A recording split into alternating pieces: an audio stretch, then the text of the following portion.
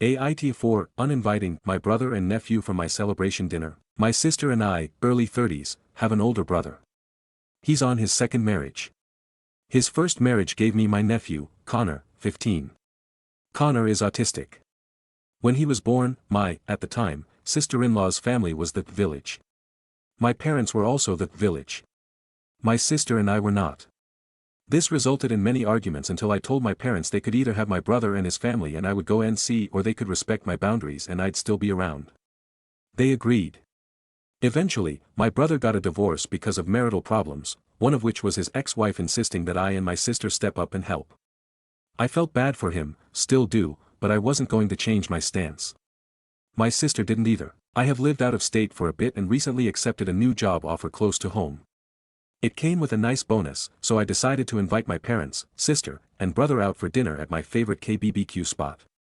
My parents confirmed that it wasn't my brother's week with my nephew, so all was well and good. About a week before I got back home, my brother called and said his ex had something come up and that he had Connor the upcoming week and his current wife was going to be out of town with her sisters. I said no worries, and asked if he wanted to call his regular babysitter for Connor and I'd cover it for our dinner night. He said no, he wanted to bring Connor to the dinner and asked if we could change the venue because Connor gets overstimulated. I said no. This was my dinner, I'm paying for it, I'm going to my favorite place. He said, you know, your nephew really can't handle a place like that. I said yes I know. That's why I'm offering to cover paying for a babysitter for that night. He argued that he'll just bring Connor with him. I said he's welcome to do that, but then I'm not going so it'll just be him and our parents. He told me that was messed up, that if Connor gets overstimulated, he'll just take him and go outside until he calms down. I reminded him the last time we went to a KBBQ place, Connor had a meltdown and they had to leave.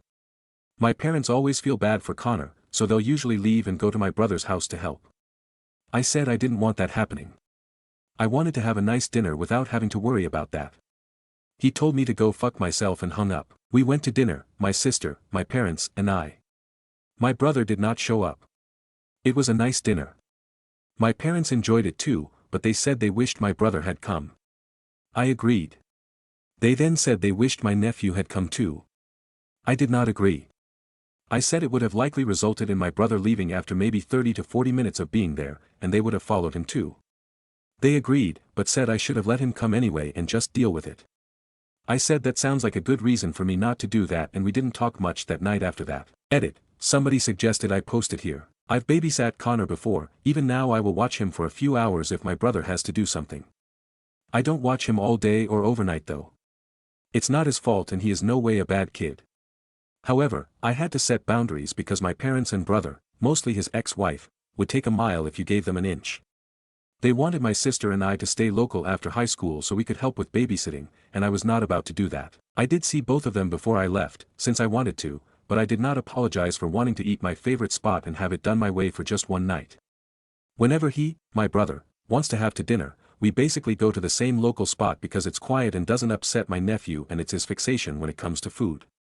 That's perfectly fine, and I go to those dinners, but for my dinner, I wanted it somewhere I enjoyed. Relevant comments. Commenter 1, NTA can't believe they expected you and your sister to limit yourselves and stay near them to raise their child. That's some entitled shit. Reply, I did sometimes feel bad, because my ex-SIL's family really stepped up and helped and my parents did too. But neither of us wanted to give up going somewhere else for school and life, because my brother had a kid. That didn't seem fair to us, and I didn't want to put my life on hold for that. We're normally pretty good with each other, but it's only when stuff like this pops up that I get into it with my brother and parents. Update 1. First, I wanted to thank everybody, positive or negative, for giving feedback. Whether it was good or bad, I did read every one of them, even the ones who called me an asshole. Totally valid. While I did see my brother and Connor before I left, it was more of just playing with Connor and making small talk with my brother. I decided today to call my brother to try and get more info and smooth things out. We talked for about 5 minutes before I broached the subject. I told him I was sorry if it felt like I was being unnecessarily mean or exclusionary to Connor, but that I felt I had a right to decide how to celebrate the way I wanted to. He said he was sorry that he snapped the way he did, and looking back, he realized Connor would have had an awful time and it would have been a big waste of money for me. The place we went to was about $80 a person, $40 for Connor whether he ate or not. He just really wanted him to be there too. I told him going forward, for things like my birthday, I would be more than happy to have lunch as a family with Connor at somewhere he likes so he can have a good time, then go to dinner at somewhere I want to eat at and I'd pay for a babysitter or his mom, my brother's ex, can watch him. He asked if Connor would be welcome at the dinner too, and I said I don't think so because I still plan to have KBBQ hot pot sushi fine dining and Connor doesn't do well in those environments, light sound smells atmosphere, which is why I brought up having lunch the day of beforehand so we can all celebrate and it be okay for him. But I was still standing firm that for my birthday, or something like another promotion, I wanted to go somewhere that I enjoyed without having to worry. I brought up also that when he took us out to lunch, was once a month before I moved, he picked or my parents picked and they always catered to Connor. I had no problems with that and attended almost all of them. This time, I wanted something for myself. He wasn't over the moon about it, but said it sounded good and thinks Connor would enjoy it too. He also looked into getting him sunglasses, as one of you suggested, for bright overly stimulating environments. He then had a question for me, which I knew was going to be asked at some point. Now that I'm closer to home, he asked if I was going to be more involved as an uncle. I said yes, but not in the way he probably wants. I said I'd be more than happy to go over to his house and hang out with him, his wife and Connor and bring food he likes, as well as babysitting him once or twice a month so he and his wife could go see a movie or have dinner together, but I wasn't going to be an on-call babysitter like my parents are. Several times he's dropped Connor off at their house for a weekend with little notice because he and his wife wanted to go on a spontaneous vacation. I told him that was not going to happen with me, especially since I'm in the process of adopting a cat and he and Connor are allergic. I wasn't allowed to have a cat while I lived in my parents' house, which was fine because it's their house and it wasn't fair to my brother and Connor who were over super often, so him getting dropped at my new place was out of the question. He thankfully didn't press the topic and said it's okay, mom and dad don't mind and that he missed hanging out with me and was happy that I could be around Connor more. So, everything worked out as well as I could have hoped. I'm excited to move back home in a few weeks, and thank you all again for the advice. Relevant comment. Commenter, I am glad things worked out well. I hope they have always been working with specialists for Connor so that he has the change to be as self-sufficient as possible. I get a tiny bit of a vibe that his mother and father, maybe because he just went along with his ex-wife, babied Connor and never tried to get him help to adjust better to the real world.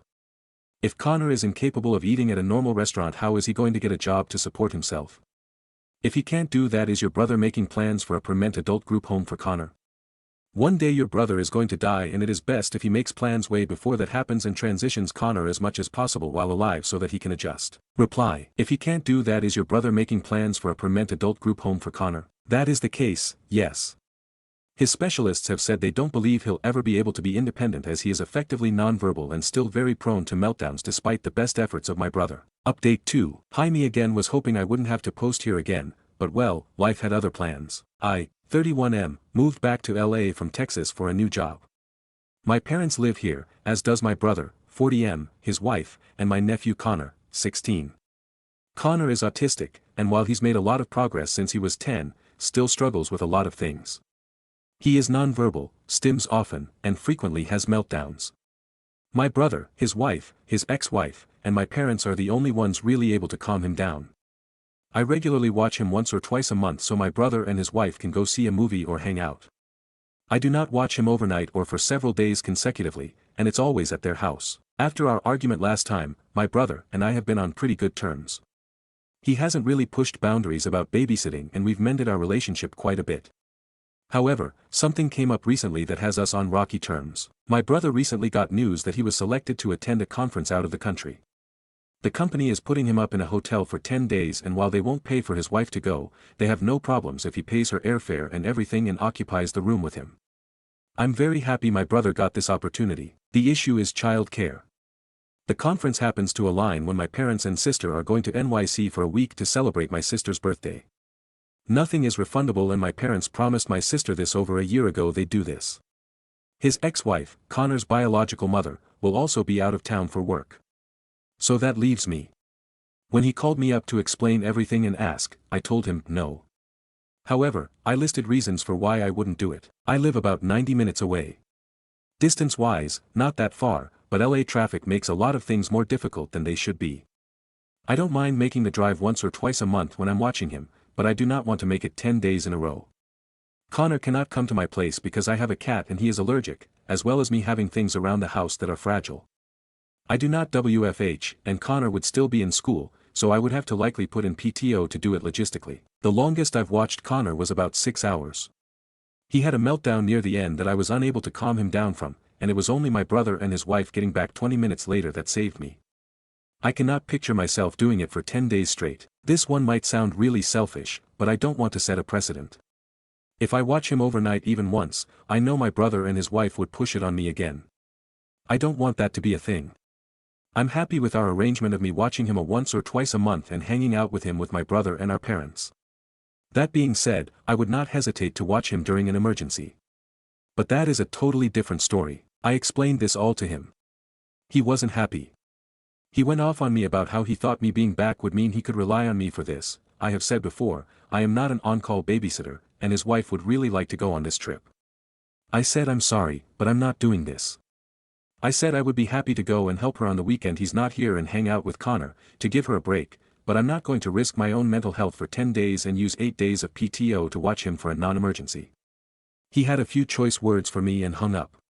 He got my parents involved in the family group chat, and they surprisingly were on my side.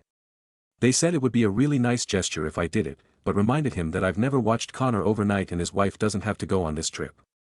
He hasn't really talked to me since. I feel bad for his wife not being able to go, but I also don't trust myself to be able to handle Connor for 10 days. Relevant comment. Commenter 1, it's so strange that it's not the bio mom's problem. Isn't she sharing the responsibility? Reply, she had let my brother know months in advance that she could not be able to take him for a 5-day period because she will be working out of town. This was a recent development for my brother, and it was during his time with Connor. Commenter 2, NTA, at all. So, LA has some of the best resources for both kids and adults like Connor. Your brother should be in touch with his local regional center. I know many parents who are hesitant to use it, but one of the services he should be able to access is respite care with well-trained caregivers. 10 days is probably way too much to start with, but it would be a good idea for them to look into those options. You might not be the right person to talk to your brother about it, but your parents should. It's important for Connor's future to be able to function with other people, and his parents need to start that process as soon as possible. Reply, both my parents and I have encouraged them to seek stuff like that out. Unfortunately, while my brother's wife, and his bio mom, are okay with him being at school and having therapist aides over to help, they are not comfortable with letting anybody else look after him overnight and for that long. Commenter 3, Connor has 3 parents: your brother, his bio mom and your brother's wife. They are the people who have primary responsibility to take care of Connor. That ALLL 3 of them want to go off for 10 days at the same time and none of them want to stay with the kid makes them the AHs. It's their responsibility to ensure that one of them is there to look after their child. It's wild that after all these years of you saying your brother keeps pulling these stunts on you. You set your boundaries way back when you were in HS about not being a co-parent or on-call babysitting service. What are they still not understanding about your consistent NO? Reply, his bio mom will only be gone 7 days. But it's also not during her custody time and she had let him know months in advance. I think he thought I'd flounder, and that maybe being around Connor more often would soften me up.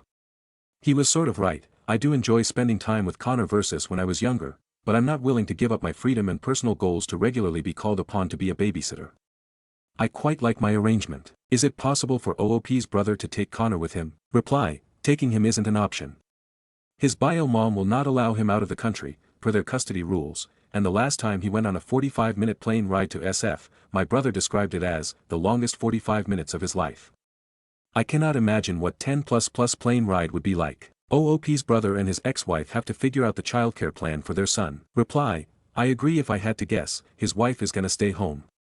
He's going on the trip, and his ex is going on hers, so that leaves his wife to stay home. Which she obviously doesn't want to do, but it ain't gonna be me. Update 3. First, thank you to everyone who provided advice. I really appreciate it, and it helped know that I wasn't out of line. I messaged my brother. I said he has 2 options. Either he and or his wife stay home and watch Connor or he works with the local agency's care facilities.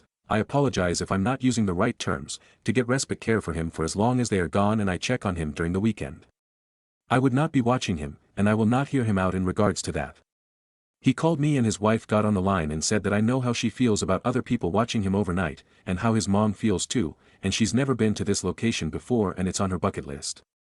I said I'm aware, and that I'm assuming in that case she'd be staying home with Connor and maybe she and my brother can take Connor there in the future. My brother tried to interject and I cut him off. Said I really don't care what he has to argue, I'm not here for it. As some of you suggested, I again pointed them towards local organizations and government entities dedicated to helping parents with children with special needs but didn't really get anywhere.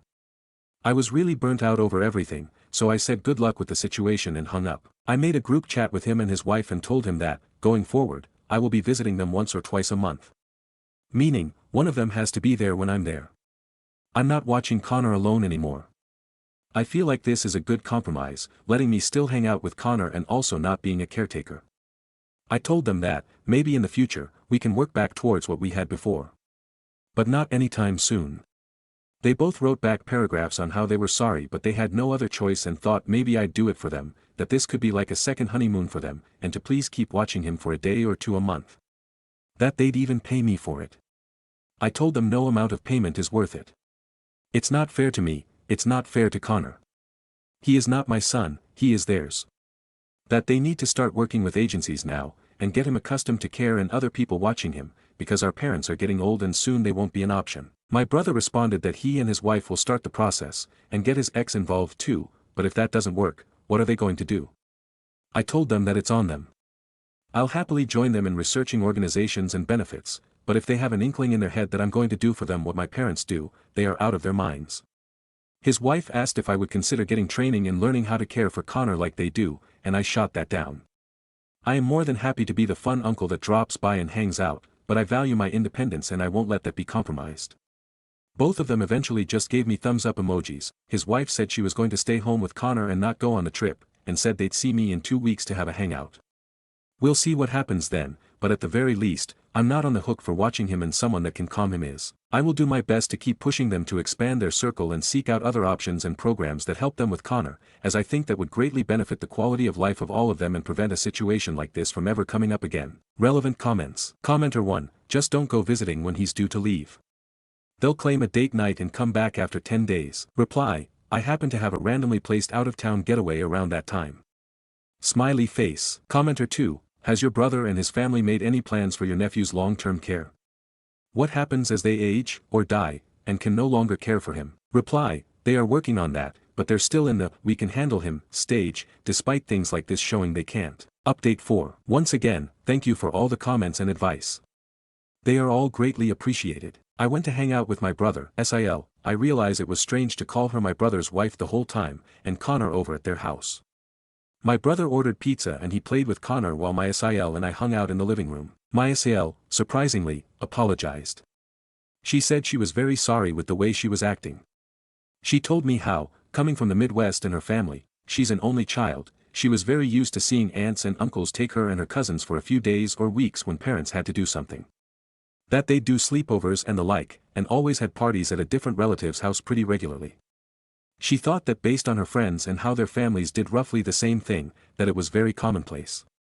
She did not expect me or my sister to rebuff that kind of relationship and be so against it. She said she understands now she was trying to force what she thought was normal, and she'll do her best to respect my wishes going forward. I thanked her for that. My brother came in with Connor, and while Connor was playing close by, my brother said he and my SIL planned to go therapy to come to terms with Connor getting older and start planning for the future.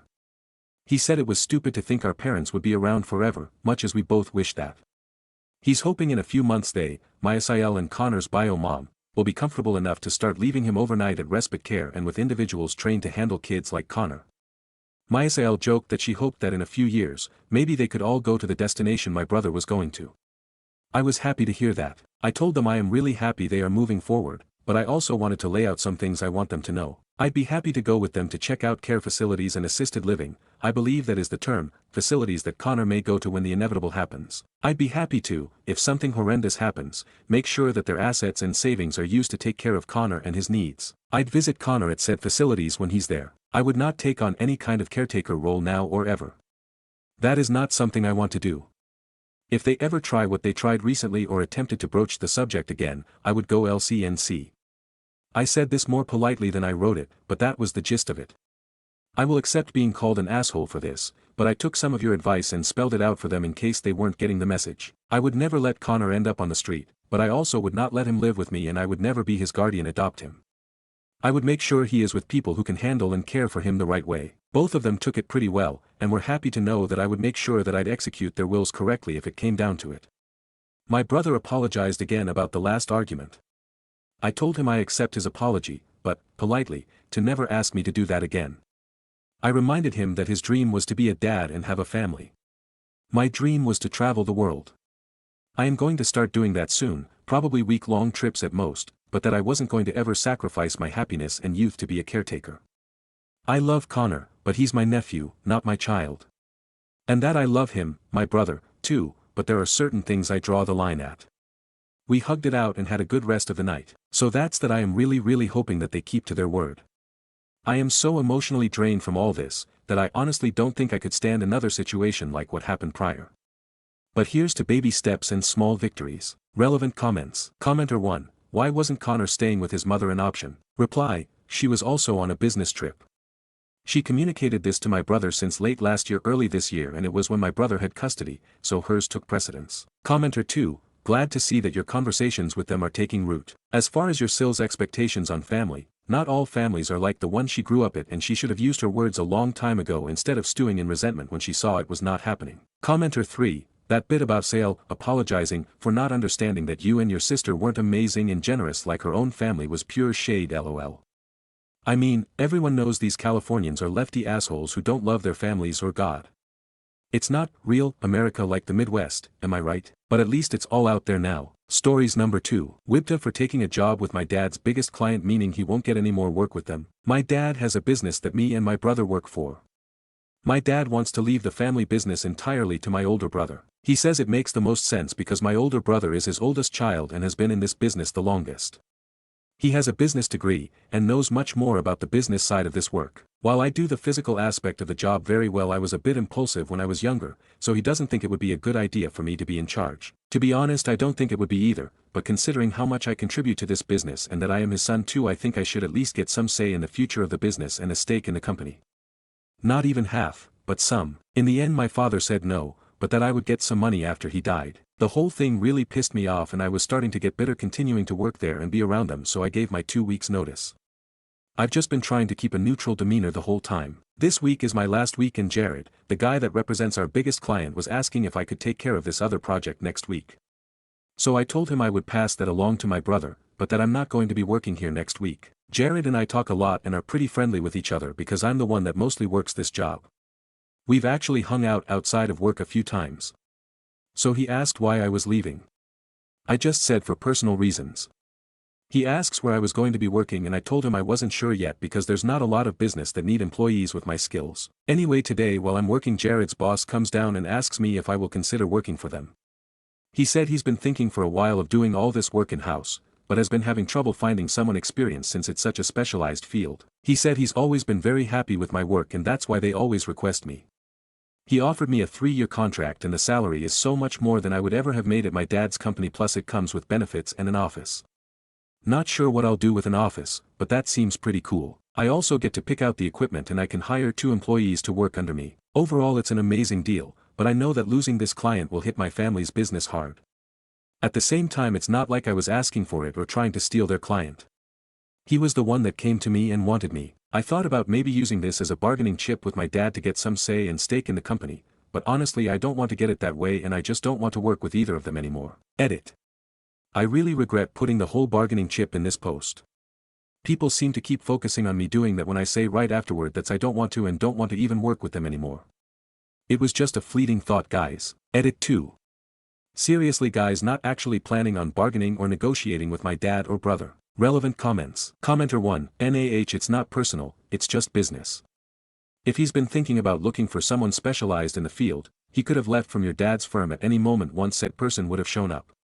Will it be awkward or will your family be upset? Maybe, but you gave your notice and they haven't attempted to retain you. You would be TA if you tried to leverage this, but as is, you gave your notice, the client was looking for someone to employ. Anyone who has ever employed anyone or had clients knows that people leave or make choices that you may disagree with. Commenter 2, just want to second this, but OP please don't use this as leverage or anything like that. Reply, don't worry. It was just a fleeting though. Oh, don't want to work with either of them anymore. Commenter 3, NTA. Your dad was being completely unfair. You now have an awesome opportunity, go for it. I would, however, check any employment contracts you have and make sure you're doing it by the book. For example, my old contract stated I couldn't work in a competitor business until 6 months after I left my old place. Reply, I'm pretty sure mine didn't have any competitor clause. It was really short. Like 2 paragraphs long, I'll check again later though when I get back to the office. Commenter 4, info, do you know how much money they pay your dad's company for the work? The new company may be taking advantage of you and your family by hiring you and quitting business with your dad. Reply, they definitely pay my dad's company a lot more to do the work. But the salary they're offering me is more than what the high end of someone in my position normally makes. I wouldn't expect to make as much as a subcontractor would since I'm not the one paying for all the expenses and equipment. Commenter 5, NTA. Obviously Jared and his company value your work more than your brother and father. I can't believe your brother didn't even try to fight for you to get some kind of stake in the company. I would be pissed. Like everyone else has said, you're just another employee. Screw that. Flip side, if you take this job, be prepared for your father to take you off his will and you may get nothing. Seems like a good possibility of this happening from the way it sounds. Don't let that stop you from taking a great job opportunity. I would take the job offer. I wouldn't start for a couple weeks after you left though. Then tell your father and brother about a week before you started. I would also ask Jared and his company if they think after 3 years they're going to renew contracts and keep the position. Basically find out how secure the job is in the future with the new company. Keep us updated. I am very curious on how this plays out. By the way, you putting your 2-week notice in and they didn't even try to retain you says something. A, they think you'll come crawling back and they're your only choice.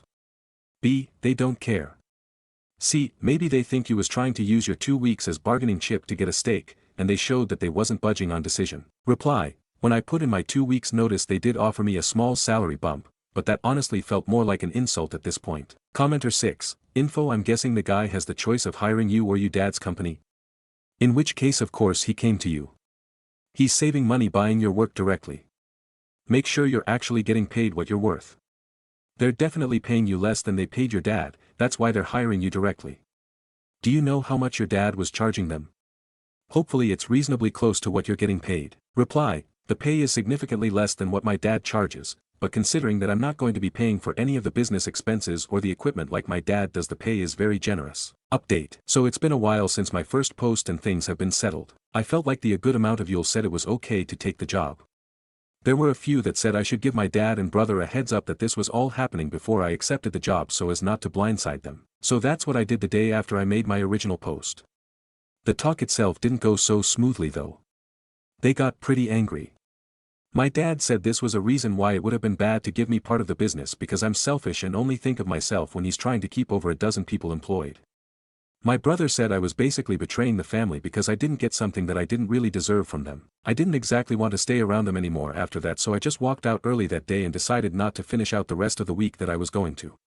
Later I called to formally accept the job. The equipment we ordered only came last week, so I was basically just been paid to stay at home and do nothing for the first few weeks. It was actually nice to have a break from everything before diving into work again. It's been pretty great at the new place though. My new workspace is a lot different, nicer, from my dad's shop. It's wide and open.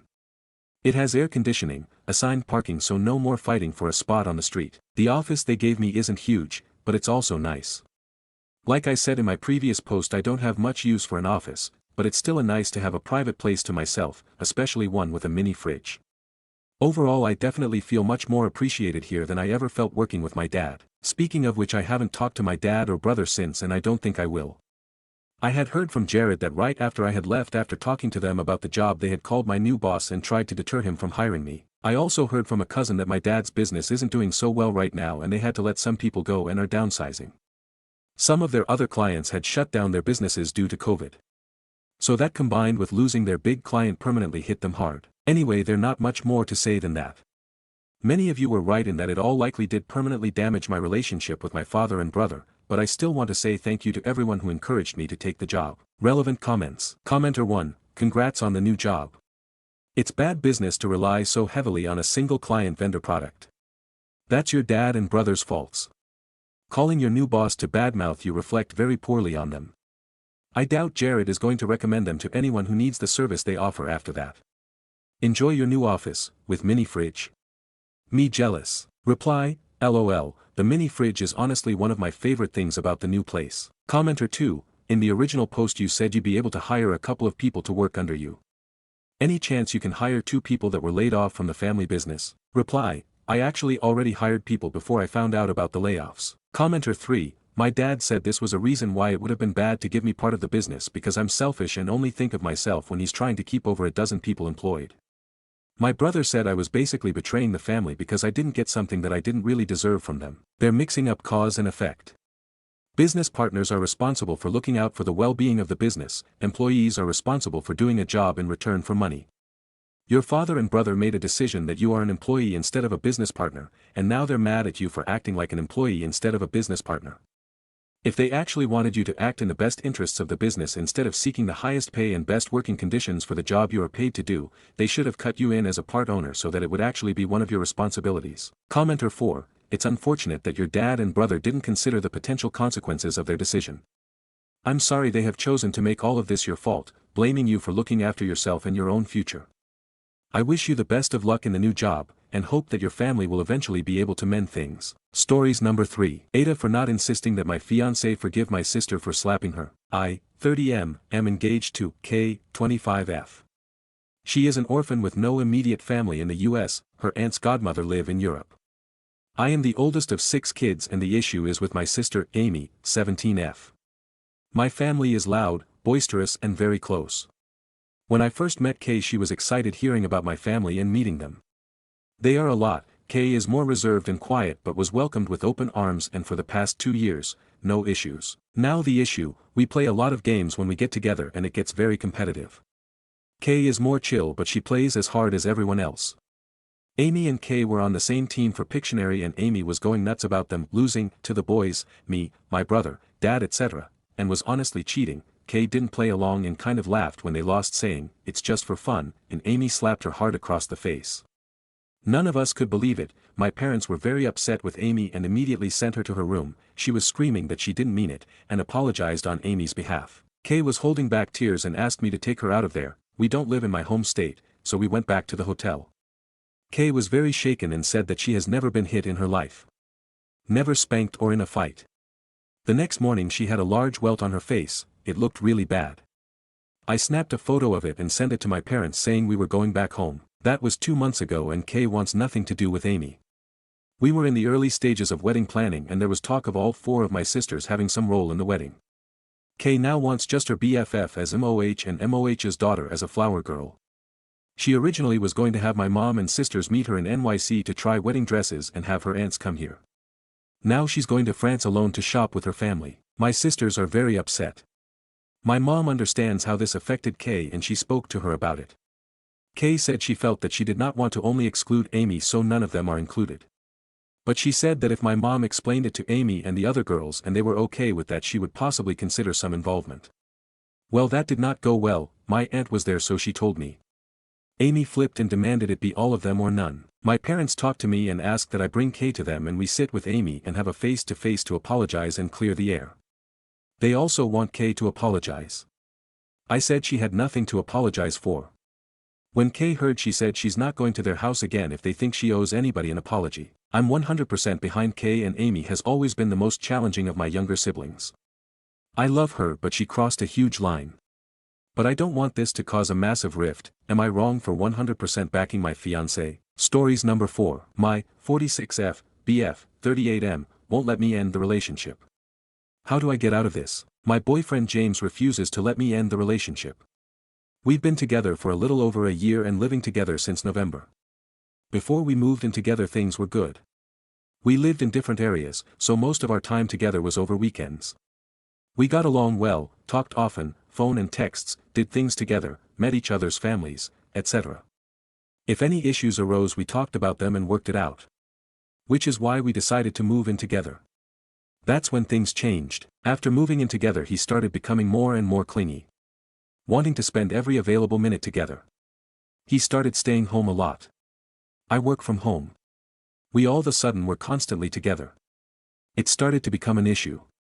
But when I tried to talk to him about it, it was my fault he was being that way. I wasn't giving him quality time, because being in the same room with someone isn't being together. Just occupying the same space. So I made it a point to give him the one-on-one, without distractions daily. It got worse. He started throwing tantrums. We'll get invited to go somewhere and last minute he'll decide he doesn't want to go but says it's fine if I do. I won't be gone 30 minutes when he'll start texting me and he'll text non-stop the whole time. If I stop answering I get messages that will say things like, I won't be here when you get back, or, you're not going to like what you find when you do get back. Then when I do get back, doesn't matter if I come back right away or hours later, he's crying and telling me how neglectful and dismissive I am of his feelings. At first I listened and apologized, tried to be more mindful. But then his insecurities started. He started questioning if there was someone else. He said it was his insecurities, nothing I was doing, but it's better to voice them and have my reassurance than to just let it fester. That makes sense the first time, maybe the second time, not the 15th time. We started arguing, cause when exactly do I have time for someone else? We are never apart for more than 10 minutes. It just got worse. He started arguments over nothing. Nothing would be going on, nothing would happen, he'd just come in the room yelling. He's read my journals, he either goes through my phone or has installed spyware on it. He questions me about things I've written in the journal or text messages. Then tried to lie and say that he read it over my shoulder. This week has been the worst yet. We were out for dinner, he decided it was the appropriate time to discuss things in our relationship. In a very public, intimate dinner setting. We had been having a good day, no arguing, both enjoying the day, laughing not 5 minutes before this. I was immediately uncomfortable and very much on guard. I don't like airing my dirty laundry and he knows this. He's insisting on talking about it right then. I said it wasn't the place or time. He doesn't stop. I'm not engaging. After a few minutes of this he decides we need to leave because my demeanor is making him look bad. Everyone can see that something is wrong and it's making him look bad. We got up and left, without eating a meal that we'd already paid for. On the way home, I started to quietly cry and he started yelling. He was driving erratically and too fast, I told him to slow down. He slammed on the brakes, from 77 to full stop in the middle of the interstate. Twice. We are lucky we didn't cause an accident and hurt other people. He wouldn't let me out. This went on the whole 2-hour ride home. I ended it that night. Told him it's over. I'm not doing this anymore. That car ride was the last straw. He refuses to leave. Says if I want him out I'll have to evict him. He begs, he cries, he takes my keys so I can't leave, he threatens to kill himself. I don't want to go to my aunt's because she doesn't need the drama. I have no other family close. I have nowhere else to go. I can start the eviction process but that takes a month or longer. He just keeps saying he can get better. I don't care if he can. I don't know what to do. Am I really gonna have to deal with this until I can evict him? The police here won't do anything cause he hasn't physically assaulted me. I tried a civil no contact, judge said the same thing. I called a lawyer, same thing. Until he physically assaults me there's nothing they can do to help me. How do I handle this? Edit, clarification, I've been married once. He was abusive, was sleeping with his first wife behind my back. Once my divorce was final, 2014, he remarried first wife. She died less than a year later under mysterious circumstances. 2 years after the divorce he died of a massive heart attack. He has a son that I raised for years, that is 17 now. My boyfriend died in 2017. He fell asleep while driving home from work, graveyard shift, crossed the center line and hit a semi head-on. Steering column was pushed into his chest, broke his ribs, rib punctured his heart. He was pronounced at the scene. He was a mile from home. The next one was in 2018, he cheated and an alcoholic. We split up October of 2023. I met current BF, in December of 2023. I know not much time between last two. Also, I'm not questioning if I should get out of relationship. Just how to handle this until I can get him out of my house. I own my home. So there is no landlord to speak of. I've called the police, a lawyer, and my county judge. All day since he hasn't physically assaulted me that there is nothing they can do to help. Update. It's been 4 months and I thought I'd post an update. I took some of the advice and filed the eviction a week after my original post. I switched bedrooms and placed locks on my bedroom and office doors. I tried to stay calm and not engage in arguments. Did my best to keep things smooth until eviction. He was not having it. He would go from crying, to talking calmly, to yelling, daily. The more I refused to engage the more volatile he became. The more aggressive he was. If I didn't respond to him within 5 minutes, text or in person, I was ignoring him. Didn't matter if I was working, driving, doing stuff around the house, or just sitting at home. It was exhausting and I was just counting the days. Approximately 1 week until eviction, he was sending me texts while sitting in same room as me. I finally told him I was doing to answer another message. He sent 3 more long texts. I set my phone down and got to leave the room. He attacked me before I got to the doorway. He knocked me to the ground, slammed my head and arm against the floor, tried to force himself on me, and then headbutt me, gave me 2 black eyes. After this he took my phone, loaded his things into the car, and left. This happened on a Friday evening. My cousin and a friend came to stay with me for the weekend. That night my friend found a hidden camera in my fireplace. I took pictures and disconnected it. We spent the rest of the weekend looking for others. We didn't find any more but did find a GPS tracker on my car. We also found my basement door, that leads to outside, had been tampered with. Also, my basement door, leading into the house, has a chain lock. Well, the bracket that is attached to the doorframe had the screws clipped short and then pushed back into the frame, so that it would hold, but with just a bit of or pressure wouldn't hold, making the chain lock useless. I documented and took pictures of it all. He continued to call and make threats all weekend. He said he went back to his hometown, but I don't think he did. I think he sat in his car watching my house all weekend. The following Monday I filed a no-contact order through the courts. That same day he was arrested on his way back to his hometown, unrelated charges. I was granted the no-contact order. He is still in jail. The last couple months have been a struggle for me emotionally. I didn't realize how much of a toll all this had taken on my mental. I've been looking into therapy. Couldn't hurt any at this point. My physical injuries healed up, no permanent damage. Just swelling and bruising, that's it. I've just been working on me. He's still in jail and I'm unsure of when he'll get out. But I'll be notified when he does get released. Thank everyone for all the advice. I really appreciate those that answered and gave advice. Relevant comments. Commenter 1. Just want to chime in, as a former law enforcement worker, you should move. See if you can talk to a victim's advocate and they can help you find resources to move. Sometimes there are victim funds that pay for moving expenses. Even if you have to move into a DV shelter, you should not be anywhere he can find you. This kind of man is fully capable of killing you. Make sure law enforcement has all the details on the assault, your injuries, the trackers, everything. Because if someday you disappear, it will be his fault. Stay safe, keep vigilant, and I'm so sorry this man happened to you. Reply. The house I live in was my grandparents' home. My aunt, that I help take care of, lives just down the street. My son, who lives in an adult assisted living place, is here also. I know it would be best to move, but I don't think I could sell my grandparents' home or leave my aunt and son. Though I know staying is a bad idea. Did OOP report the assault and get counseling? Assault, I tried. I called the police station and spoke with an officer. Unfortunately, I'm a felon. Drug charges from 2009, did some time in prison, discharged in 2014. I haven't been in trouble or returned to that life since.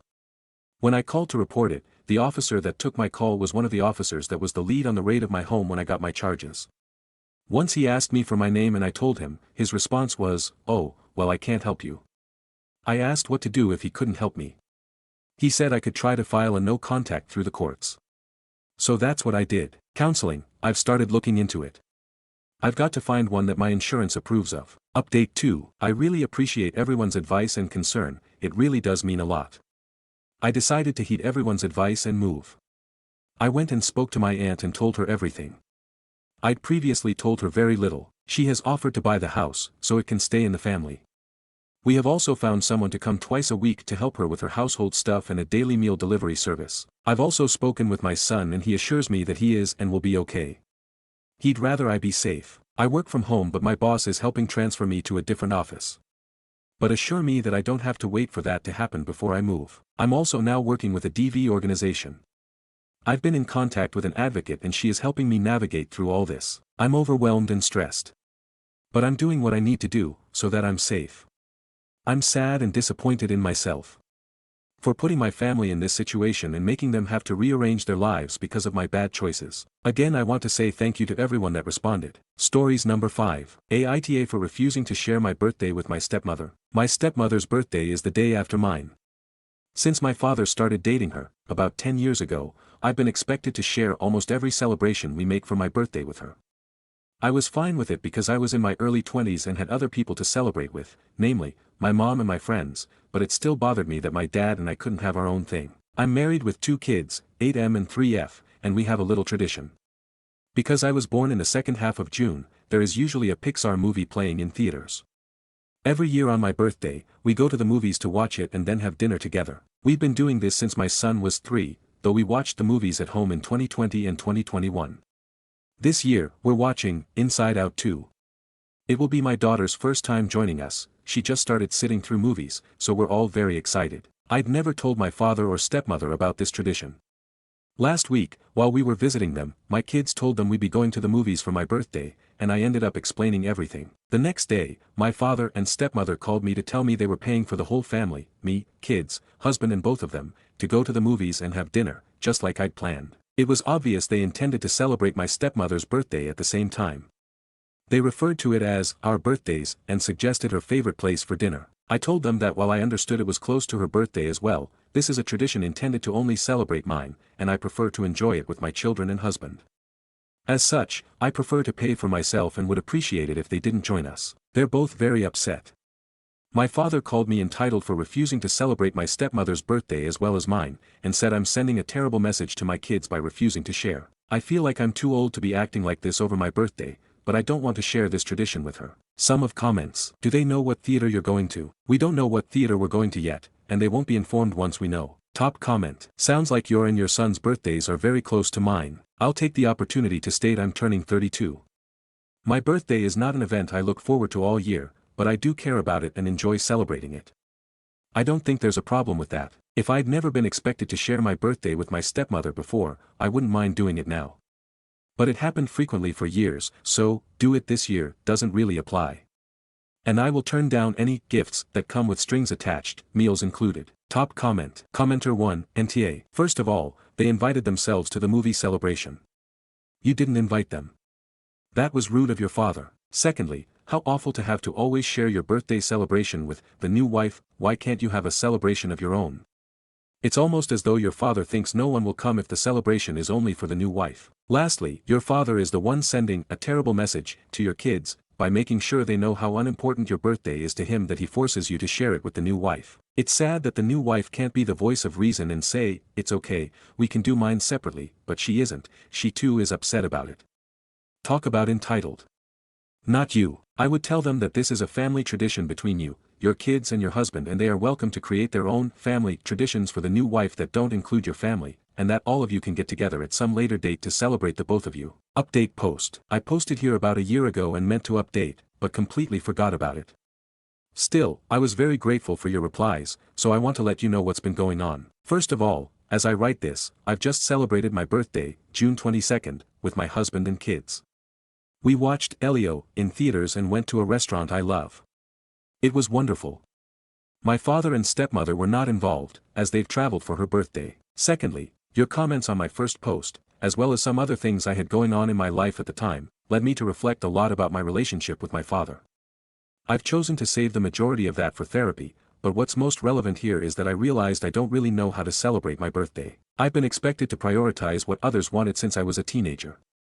The things we'd do and the places I'd celebrate at were rarely my picks and always for someone else's benefit. Whenever I said anything about that, I'd get told I was acting spoiled. My stepmother's presence made it a lot worse. At least when I was younger, it still felt like it was about me. I genuinely love the birthday tradition I have with my family, but I have no idea what I'd like to do otherwise. One day, me or my children might grow out of this, or these films will plummet in quality to a degree even I can't defend. If that time comes, I need a backup plan. I've spent the majority of the last year discovering things I genuinely enjoy doing. I'm almost always busy at work, so I'm still working on it, but I've made some progress. Turns out I love pinball, painting, board games and building miniatures. My abilities on all of the above range from mediocre to awful, but I have time to learn. And the list keeps growing. My husband just got me a huge Lego set for my birthday. We started working on it after the kids went to bed, and it will take us a while to finish it, but I love it already. As for my father and stepmother, after our celebration last year, which they didn't hijack, as some of you thought they would, things were rough for a while. I ended up having a few long conversations with my father about our relationship. Most relevant here, I made it very clear that the fact we couldn't at least celebrate my birthday privately upset me a lot, and I will not share my birthday with my stepmother anymore. Overall, our relationship is doing all right. Not great, but it's better than last year. I do feel like it's something we're both working on improving. I think that's everything. Thanks everyone. Stories number 6. Aita for telling my husband he will have to handle it on his own right now. I am 36F, my husband is 40. My mama, 82, has breast cancer. This is her third time having it and she's too tired to do chemo again. She is refusing it. She is tired of fighting and wants to go out with dignity at home. My mama is hands down the best person and mama I could have ever had.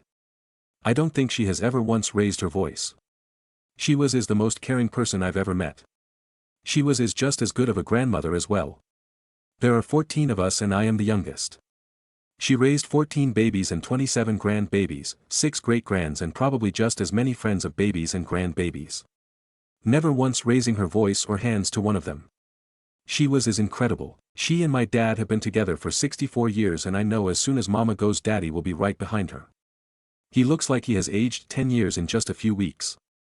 He's still doing everything he can for mama but neither of them are doing well. All of my siblings and I have been taking turns staying with them around the clock. On the days I'm there I am pretty much just making sure my kids are good for the night, fixing them dinner and then going over there. My husband is supposed to get them to bed and then off to school in the morning. It isn't difficult, my kids know what to do, all he has to do is get them to bed and fix them a breakfast in the morning and wait with them for the bus. This has been a problem and my husband is angry about it. He feels like I am spending too much time away from home and putting too much on his plate. I'm already devastated about losing my mama. I don't have the best amount of patience right now. The last time my husband and I got into an argument I'd just gotten home with the kids after taking them to spend an hour with my parents. I had them dinner fixed, all it needed was to be warmed up. My husband got angry that I was dropping the kids off and leaving and I basically went off on him and told him my mama is dying and he is just going to have to deal with it right now. Since then we haven't spoken, he's basically giving me the silent treatment.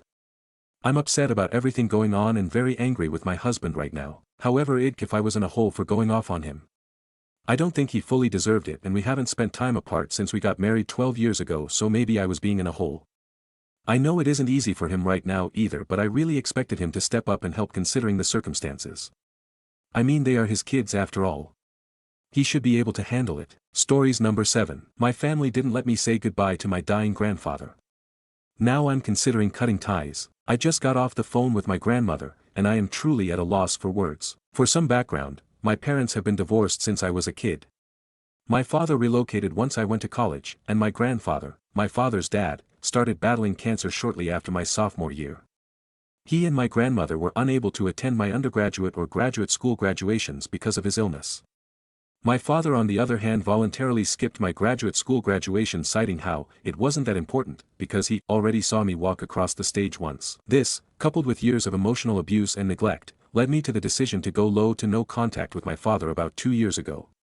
While my relationship with him has been strained, I tried my best to maintain a connection to my grandparents, despite the several states divide between us.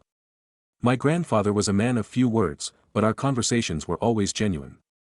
The last time I remember seeing my grandfather in person, which was before the stuff with my dad happened, he gave me a big hug before going to the airport, a kiss on the cheek, and told me he loved me. I would call multiple times a month checking in, asking about their well-beings, and would sometimes hear my grandfather listening in on the other line. Each time I would ask my grandmother if I could speak to him, she would make up some reason as to why he couldn't come to the phone. She kept me up to date on his treatments and I knew things were getting bad last summer. My mom and I were going to plan a trip to go visit my grandparents who live hundreds of miles away from me so I could say goodbye to my grandfather, as I had a feeling his time was coming. We didn't tell them of the trip and were going to do it as a surprise.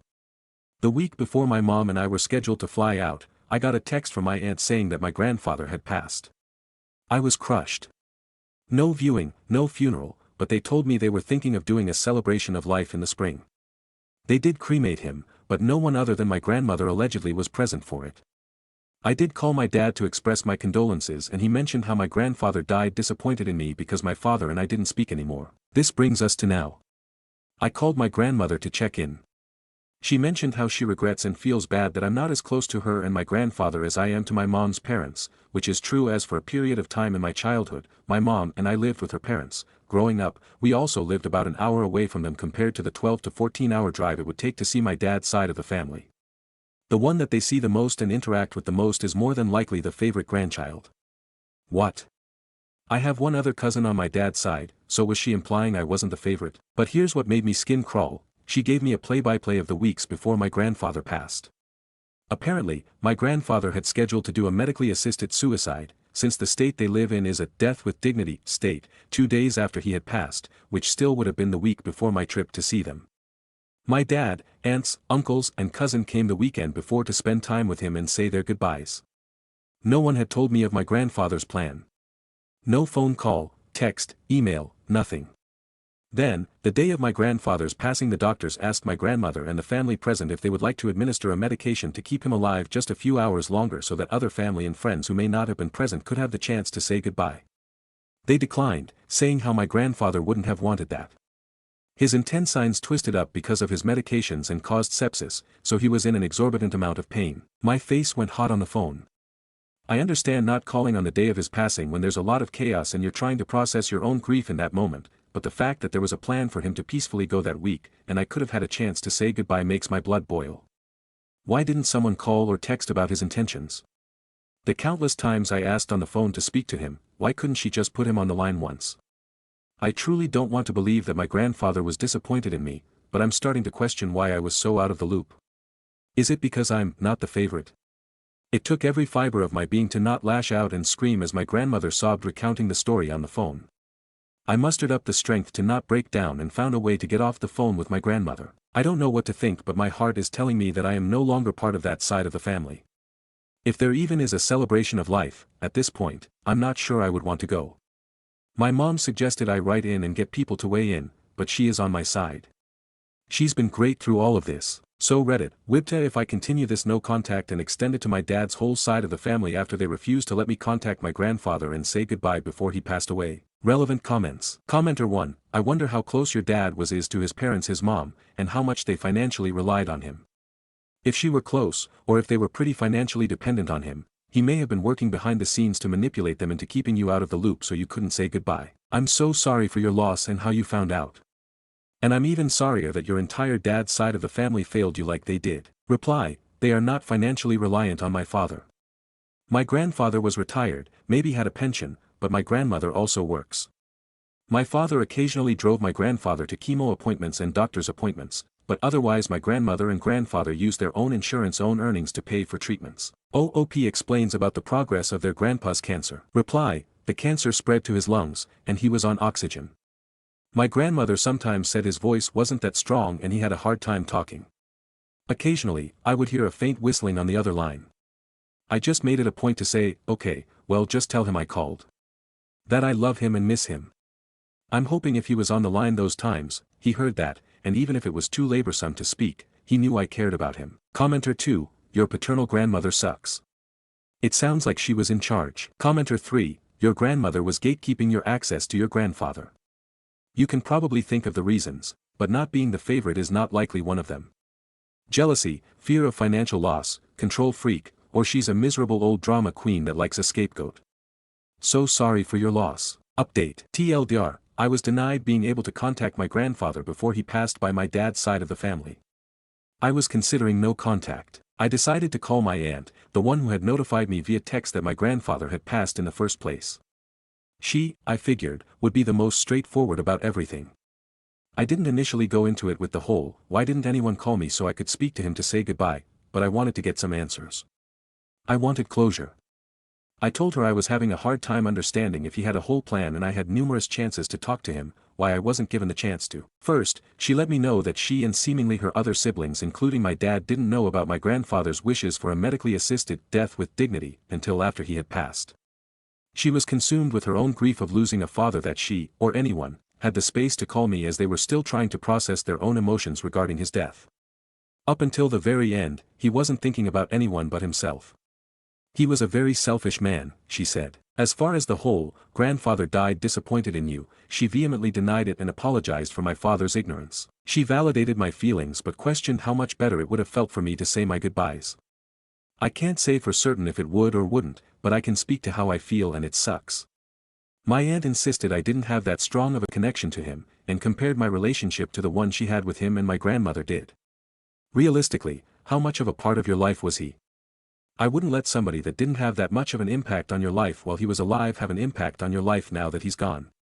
I would certainly hope that my relationship with my grandfather is different than my grandmother had with her life partner. My aunt then said I didn't need validation from my dad's side of the family with all that I've accomplished in my life, but she's here if I need to talk. I'm still not sure how to move forward, but I've been journaling, per the recommendation of my therapist.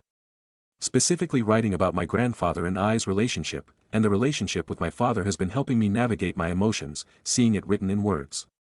We're also adding more grief counseling topics into our sessions, so there's that. That's all I have for now. I guess be on the lookout if I ever publish a memoir. Thank you for your advice and words of wisdom. If there are any further updates, I'll be sure to share. Relevant comments. Commenter 1, NAH. She is right. It was on your parents to call you, everybody else would rightfully assume that they would call you. And she is right with this, oh you can't have been that close with your grandpa, or you would have had the same info they had. When did you last talk to him? Reply, the last time I spoke to my grandfather on the phone was right after the graduate school graduation he couldn't attend because of his health. He and I used to chat frequently. I'd call at least twice a month to check in on his condition over the next year and a half after my graduation and the fight with my dad. My grandmother wouldn't let me talk to grandfather. Commenter 2, walk away, nothing she said made sense. She was too devastated to call you but he was such a monster. How much could it possibly mean to you? That's not her decision to make.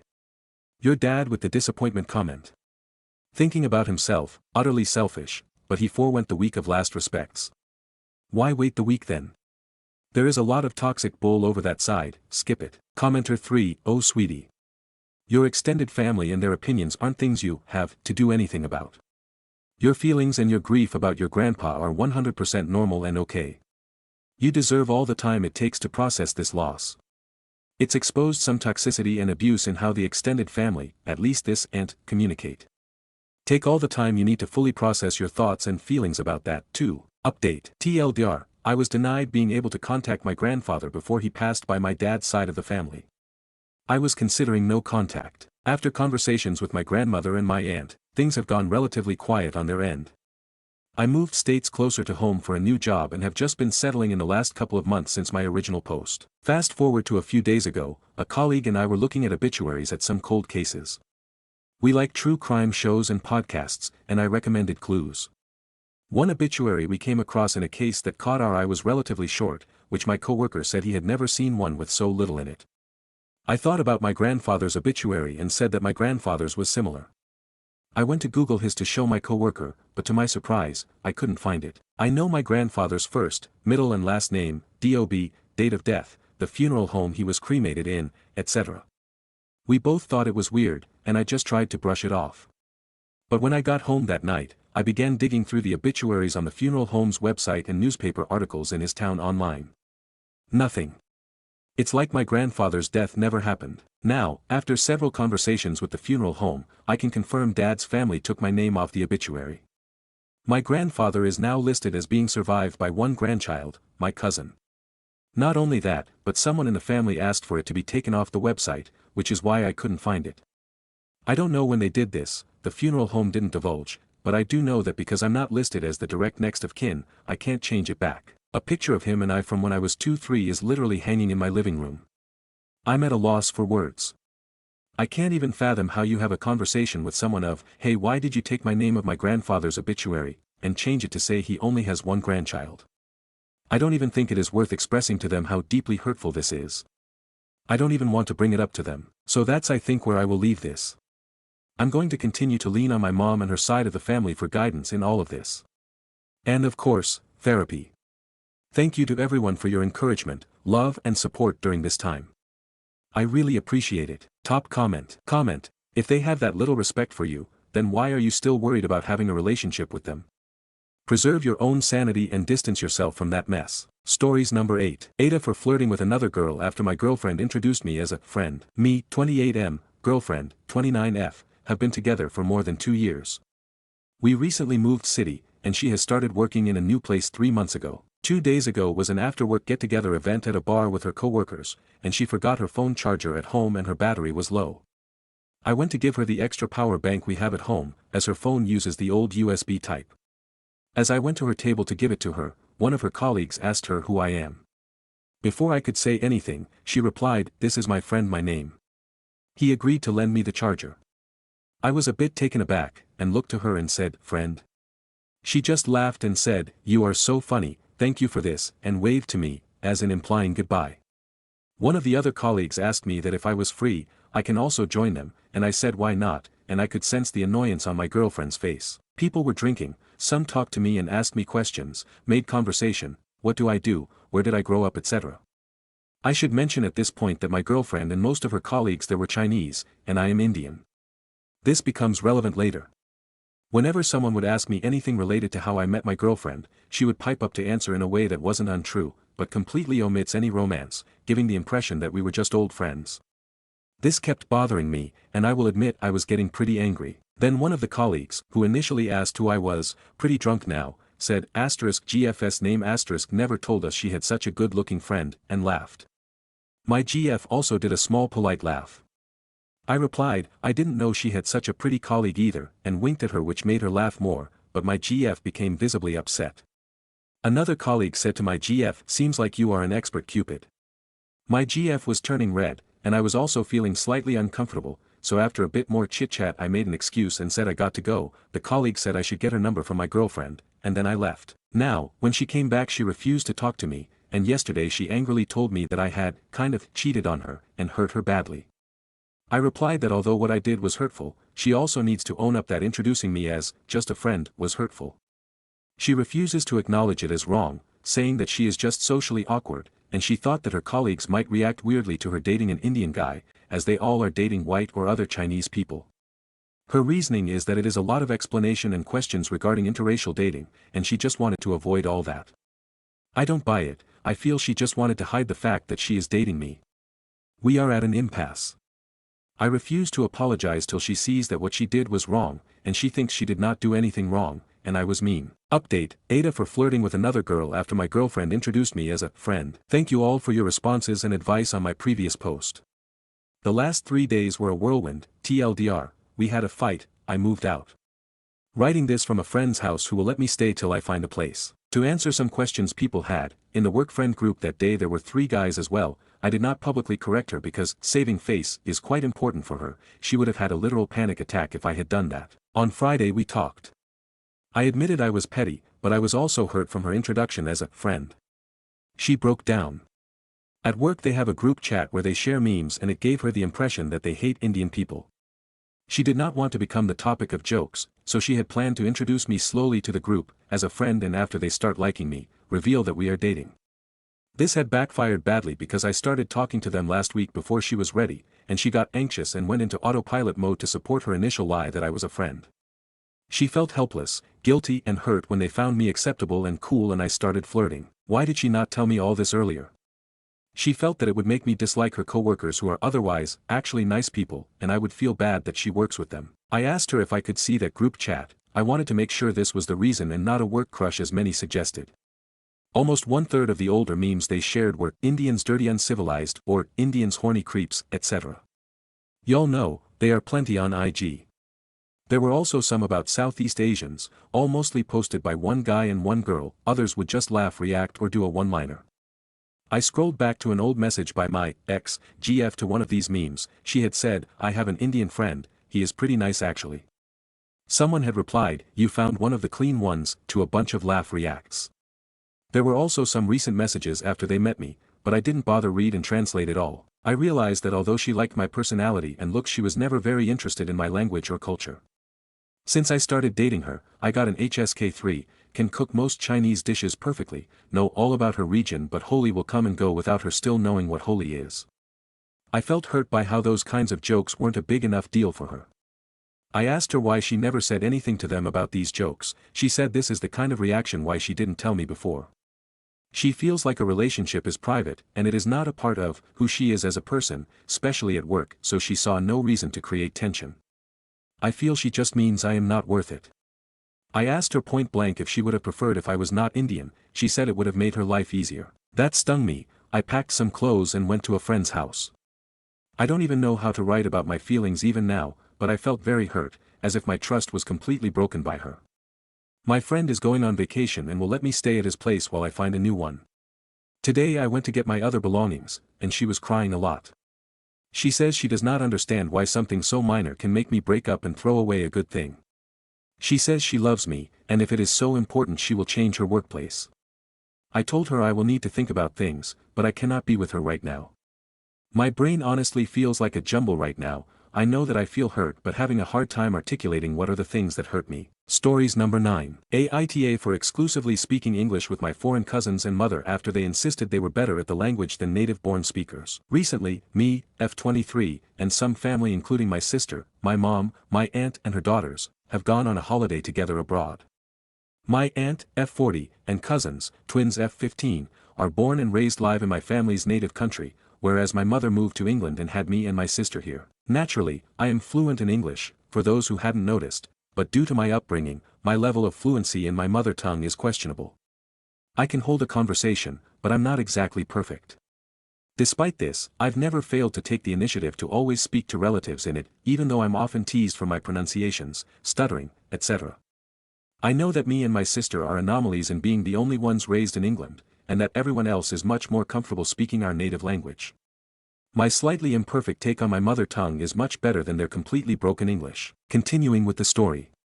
The other day at the resort, I was trying to relax with my mom and cousins by the pool, just enjoy my holiday and have a candid, wholesome mother-daughter cousins little woman-esque conversation that would make Greta Gerwig herself shed a tear.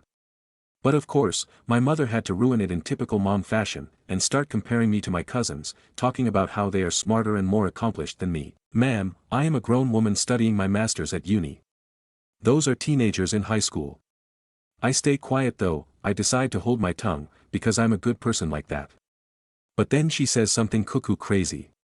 That the girls are not only more connected to our culture and speak our language better than me, but they're somehow better in English than I am.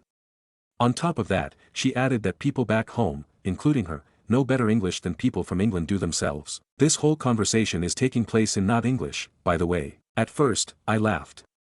Because, wow, what a breakthrough. This whole time I've been ignorantly writing up all of her text messages and emails for her since I was a kid. Whilst she's been hiding that she could have probably sat my English GCSE for me all along. This whole time I've been struggling to communicate with these people, being made fun of for my language skills, when they could have made life easy for me and just spoken in my native tongue instead. Sure. But my laughter just annoyed her, and she dug her heels in. She then claimed that back home they even speak Elizabethan English, while English people don't even do that. Seriously, I felt bewildered with how brain-dead she was being. As untrue as her statement was, in what world is that a flex? Anyways, we just went back and forth with neither of us backing down, and for some reason my cousins agreed with my mother. It confused me, like, you can't speak English so why are you trying to claim otherwise? You're teens, what's your beef with me pensive face? Eventually I just rolled my eyes and decided to head inside. Now here's where I think I might be the asshole. The following day, we were all enjoying breakfast together when I saw in front of me the opportunity to test my mother's words, and yoinked it shamelessly. For the entirety of the meal I conversed with my cousins and mother solely in English, insisting that they show me their excellent English skills even as they got confused and continued speaking to me in Spanish. It was like talking to a wall on their end. I guess to prove a point one of them eventually tried replying to me in English but failed pretty miserably, which I laughed and teased at little. She got frustrated at that and left, while the other twin also stomped off, probably on some telepathic level sharing girl one's shame over her failure at the English language. My mother berated me saying I was putting the girls down and also left to follow after them. Left alone at the breakfast table, I was instantly hit with a post-pettiness clarity that I was a 23-year-old woman embarrassing my mother and a bunch of teenagers to make a point when I should have been embarrassing just my mother. Since then, the twins haven't been speaking to me, not even in Spanish either, whilst my mom has been very passive-aggressive with me. My aunt, the girl's mother, has also told me off in a similar fashion, saying I've made them insecure in their English skills. My sister, however, says that this is all very unserious and that they're blowing it out of proportion. In her eyes, they've been making fun of our faulty Spanish since the beginning of time, even when we were younger than the girls are now. Still, though, I feel bad because they're young and I feel like it was childish to hold my mother's words against them. They were probably agreeing in a yes man kind of way. IDK. Stories number 10. Aita for ignoring my dad and the new family he's made including his other children. My parents got divorced almost 8 years ago after my sister, who was 3 at the time, died. I was 10 at the time. When my sister died my dad treated mom like garbage. He turned emotionally and verbally abusive and blamed my mom for my sister's death. He'd do this in front of me, as well as plenty of name-calling. My sister was born prematurely and even though it wasn't super early she had an issue with her heart and her stomach and a combination of complications from those things was the reason she died. None of that was mom's fault. My parents had IVF to conceive my sister because they couldn't naturally have more kids after me. The whole thing really destroyed my mom and made me hate my dad. Like I would not care if he dropped dead, and for a while I wished he would so he'd stop treating my mom like shit. He continued during and even after the divorce. What made him stop was when I turned 13 I told him I hated him and I never wanted to see him again, and I fought, with mom's help, for the ability to stop being at his house, which I won. I turned 15 before I could get out of every call visit though. Because the judge tried to insist on contact for a while, Dad fought to have a relationship with me. I didn't want one and I still don't. He's since remarried and he has at least one kid. He sent an invite to his wedding which I ignored. He tried to let me know about his kid but I ignored him then too. He tried to use the two relatives who still talk to him to get to me, but I told them I wanted nothing to do with him or any kids he has, and I don't care if that makes us half siblings because we're never going to be family, and that's not something I'll ever feel guilty for or regret. He's still trying though, and then I got this DM from his wife who told me that my dad always loved me and I had to understand what losing my sister did to him. Then she pleaded the case for her kid, S, who she said are innocent and deserve the chance to have a relationship with me. She said ignoring them just meant I was furthering the hurt and it wasn't fair to the innocent in all of this. I ignored that too and got roasted by one of the relatives Dad talks to, who told me I was using this as a punishment when it was time for healing and to think about the innocence of the children involved. So here's me asking if I'm TA because I still feel unmoved by all of this and still intend to ignore them and have no relationship, even with the half-siblings. Stories number 11. My parents live overseas and stay each Christmas. Someone they know from their church also wants to stay with us. AITA for saying no. Background, my 31F parents live overseas. They visit at least twice a year, one of those times being at Christmas. While here, they stay with me and my husband, M31, and our 3 young kids. We love having them stay. Today however I got a call from my mum saying their friend George, in his mid-20s I think, who is from their church, who they have known for a few years now, says he thinks of them as second parents now, wants to visit Canada and stay at our house along with my parents for Christmas. My mum said they'd spoken about him visiting Canada in the past, but she imagined this would happen when they had moved back here and had their own place, so always said she liked the idea. George went to dinner at my parents' house yesterday and brought up coming to Canada this Christmas, to stay with them at our house, and my mum didn't have the heart to say no. She asked if this would be okay with us. My husband and I have never met George and am due to have my 4th baby in a few months, and it's our year to host Christmas for our extended family, so Christmas is already going to be a bit hectic. I just don't love the idea of someone I don't know staying in our house and being around our family and tagging along and joining all our family traditions. Nothing specifically against George, I'm sure he is nice enough if my parents think so. Space-wise, we do have a study that my husband uses to work from home. However, my husband will still need to work some days before after Christmas, and I don't know what kind of dates George is thinking of staying. I told my mom, while I don't really want George to stay here, but if he gets his own accommodation, he can come for lunch at Christmas with the rest of the extended family. My mum was nice about it, but I could tell she was a bit disappointed, sad, and mentioned the trip would become a lot more expensive for him, so he might not be able to do it. I can tell she felt awkward to have to tell him he can't stay here. For context, my parents have always been people to open their home when others need it, so I feel a bit bad saying no and now making my mum have to pass the message along. I think most people in my position would have said no, but I do feel a bit bad, so just wanting to know AITA here. Should I have thought about it more before giving an answer? I don't think I'd change my mind though. Stories number 12. AITA for inviting my dad's girlfriend over my real mom to spend the day with me. My 17F parents got divorced 6 years ago. My mom quickly remarried and my dad has been seeing his new girlfriend for nearly 2 years now. I now live at mom's house for 2 weeks, then switch over to dad's house for the next 2 weeks. My relationship with my mom has always been difficult. I always felt like my mom wished for a more girly daughter, so we could do classical mother-daughter activities together, but I'm simply not that person my mom wants me to be. I've always been more tomboyish and been into sports, especially tennis since was a little girl, something my mom never truly understood or made an effort to be interested in. As a result, my mom and I never had the close mother-daughter relationship I feel like my mom wished for us to have. Now my relationship with my dad has been the polar opposite.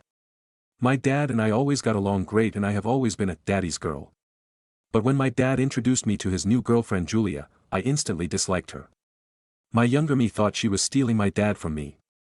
Her being relatively young, 27 when they began dating, and how I unfairly stereotyped her at first, vapid pretty girl, certainly didn't make me like her either.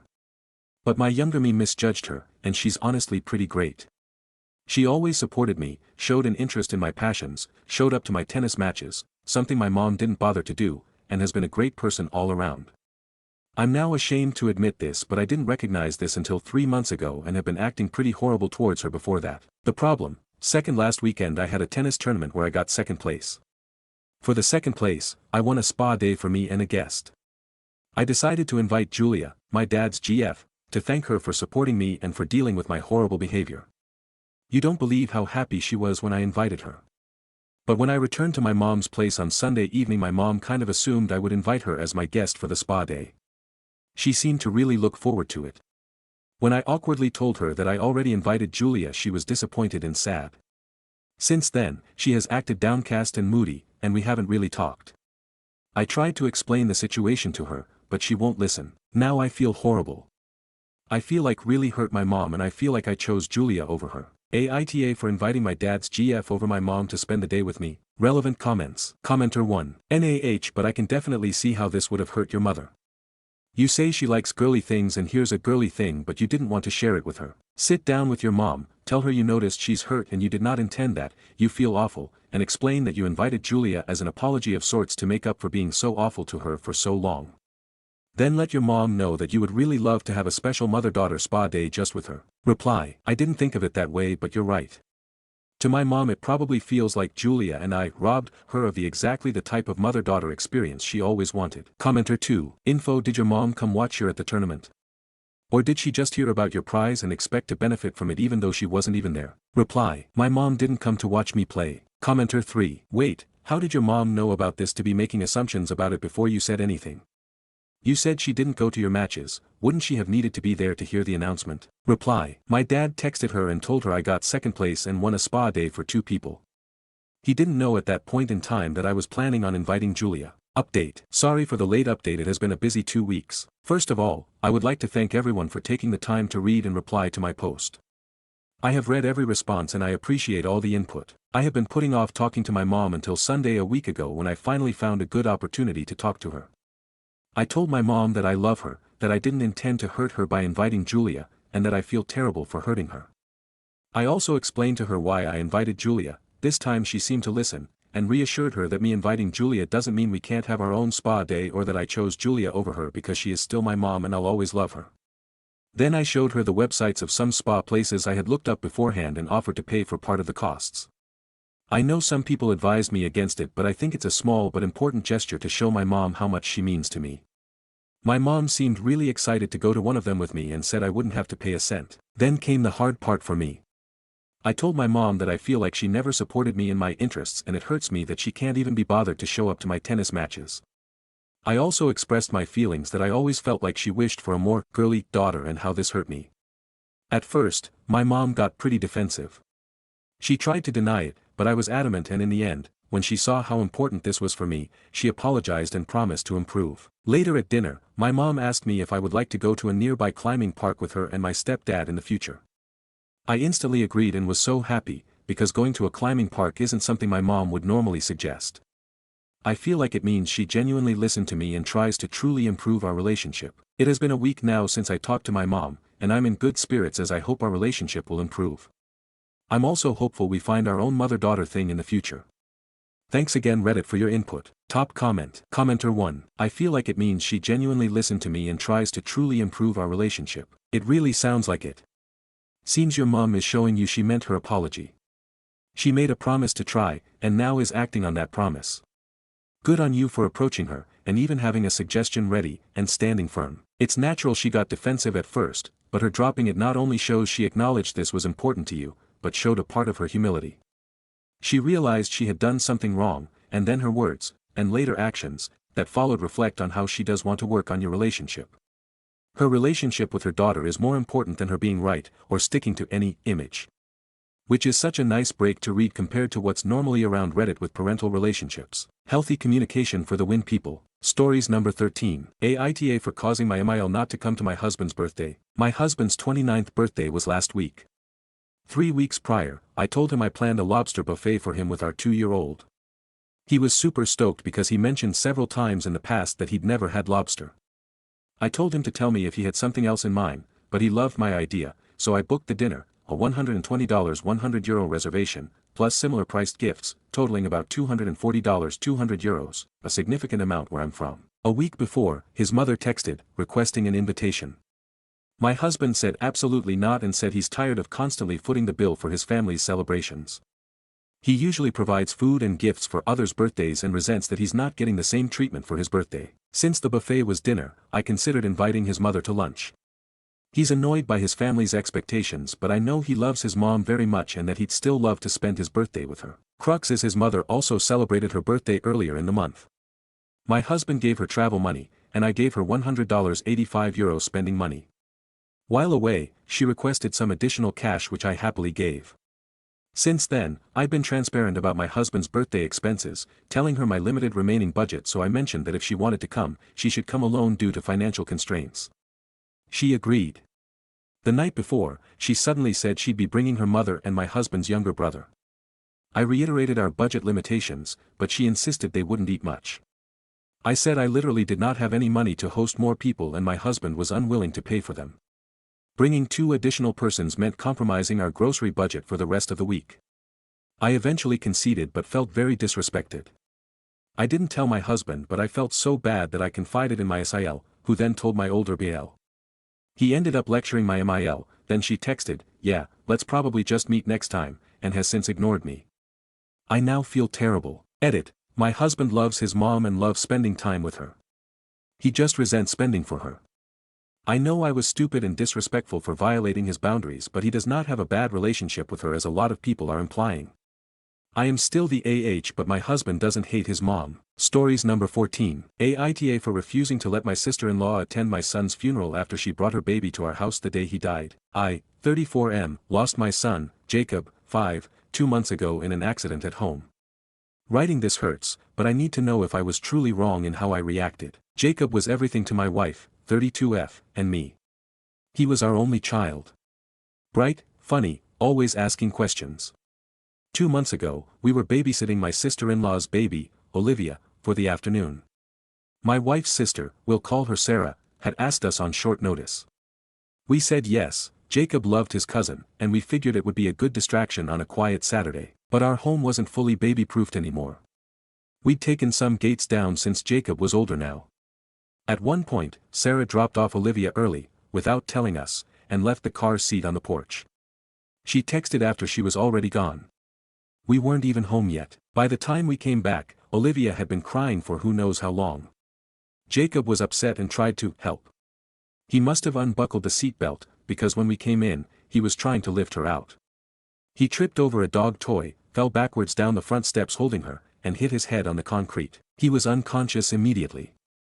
I called 911. He had a brain hemorrhage.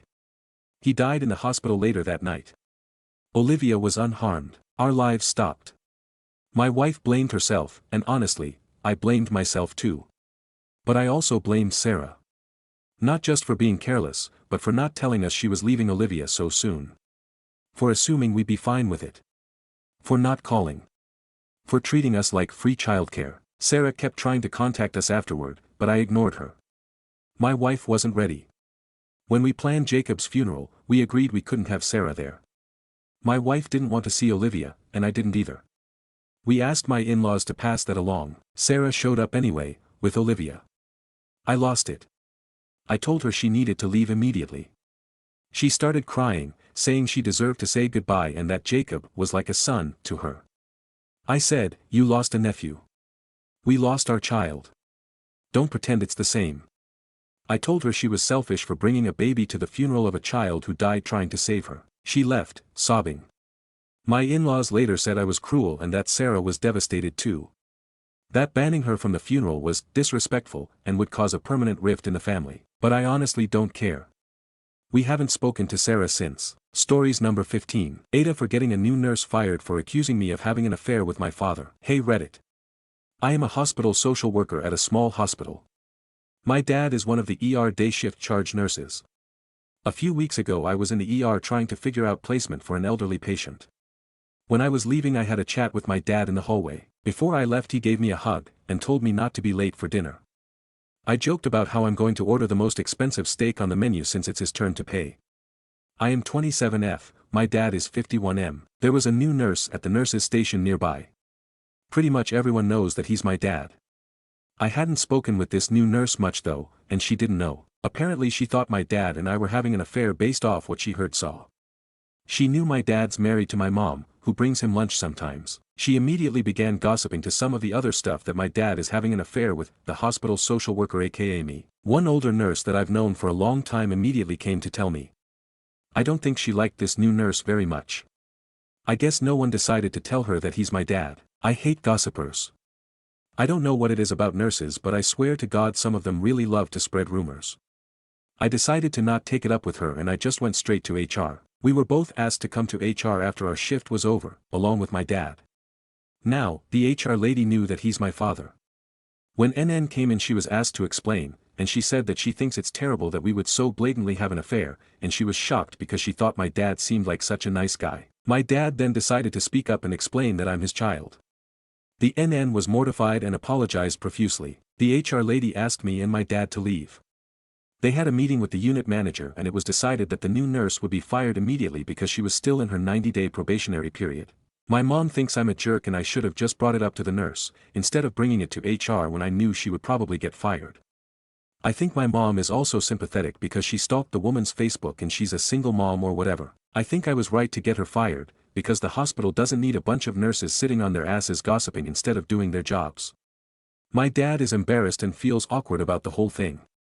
It's not the first time someone had thought I was dating my dad. We aren't weird anything, but it happens. Anywho, Aita. Stories number 16. A family member, F47, tied her identity to being the most educated person for years. Now that I'm, F25, in a PhD program, she's been acting weirdly dismissive. I'm a woman in my 20s and currently in a PhD program in mechanical engineering. There's a family member, mid-40s, who's not immediate family. For years, she was the only one in our extended family with a master's degree, in union labor relations, and that was a big part of her identity. She's a stay-at-home mom now, but she used to talk a lot about how hard grad school was, back in her day, especially because of things like taking the GRE. It's clear being the most educated person in the family meant a lot to her. Ever since I started my master's, and now PhD, she's become oddly dismissive or competitive. When I posted that I was nervous about starting grad school, she commented, "Whatever, I did it." When I shared that I'd just taken the hardest math class of my life, she replied, "Times tables." The "times tables" was such a weird comment because why would a grad-level math class in an engineering PhD program just cover times tables? She didn't like or say anything when I announced starting my PhD, or when I passed major milestones like my qualifying exam. Meanwhile, she regularly likes and supports other family members' posts about jobs, travel, etc. She posted about her niece graduating from high school and how she was the smartest person in the entire family, but never liked my post about starting my PhD. It's not that I need her validation. I'm proud of what I'm doing. But it feels weird and kind of petty. I've never bragged or compared degrees. I'm just sharing what's going on in my life. And honestly, I thought she'd be proud or at least supportive. Instead, it feels like she's bothered by it. Like my academic path threatens how she sees herself. I haven't brought it up directly because it feels petty to confront someone over a Facebook comment, but it's starting to wear on me. It makes me second-guess what I share, and I find myself dreading her replies, or lack of them. TLDR, I think second cousin is threatened by my education. Is this something worth addressing? Stories number 17. My mom is accusing my husband of abusing our daughter because he was abused as a child. I, F32, have been married to my husband, M33, for 7 years and I've known him longer than that. My mother, 60, watches our toddler daughter a few days a week while we work. Sometimes my husband's schedule lines up so that he can watch her. My mother has always had a problem with this. It started when my husband opened up to my mom about the sexual abuse he suffered as a child by a family member. I think he told her this because my mom's side of the family was going through something similar and he was trying to empathize. They used to be really close, even though my mom is super conservative and my husband has tattoos and piercings and she was really skeptical of him when we first got together for these reasons. Mom believes that his prior abuse makes him a pedophile. She says that she has read that children that were abused go on to abuse their own children. It started when our daughter was born with backhanded comments and assumptions and came to a head when she showed up at our home when I wasn't there and accused my husband of abusing our daughter because she said that her privates hurt. That was yesterday. I talked to my daughter alone and asked her why she hurt and she pointed to her lower stomach and said her privates hurt and she needed to poop. She's 3, sometimes she confuses names of body parts. I don't know what to say to my mom, I know I have to say something. I don't know how I'm going to take my daughter back to her home to be watched by her. I have no reason to suspect abuse and never have. I used to be a mandated reporter, I know the signs to look for. My husband is a wonderful father. He has gone to counseling to reconcile his past, and I think that he's come a really long way with the trauma. We have raised our daughter in the most loving and trusting way we can, and have taught her about anatomy and boundaries. My husband insisted on this, because the thought of his baby going through what he went through is unthinkable. My husband is obviously so hurt and furious at the actions of my mother. I think it's really unfair of her to assume he is dangerous just because he was abused. I'm also insulted that she thinks I would allow my daughter to be in a situation like that. How do I handle this? Comments near universally told OOP to cut her mother's contact with her daughter, and some gave advice about how to confront her mother. Some comments questioned if OOP's mother might have also suffered abuse. Update: my mom is accusing my husband of abusing our daughter because he was abused as a child. I have never done an update on Reddit before, so I hope I'm doing this right. Also that I'm on mobile, so I apologize for poor formatting and grammar. First, I want to say thank you to everyone that commented. There was a lot of truth to what was said, even if it was painful for me to hear. My SIL has been watching my daughter this week. I sent my mom a message saying how wrong it was what she did, and how hurt we all were by it. I told her that she damaged her relationship with all of us, possibly for good. I asked her to please not contact my husband, and told her that he will talk when if he's ready. I also sent several links that were referenced in the original post. Thank you again to those that took the time to post them. My mom was very upset to hear that she will not be seeing any of us, especially our daughter, for a while.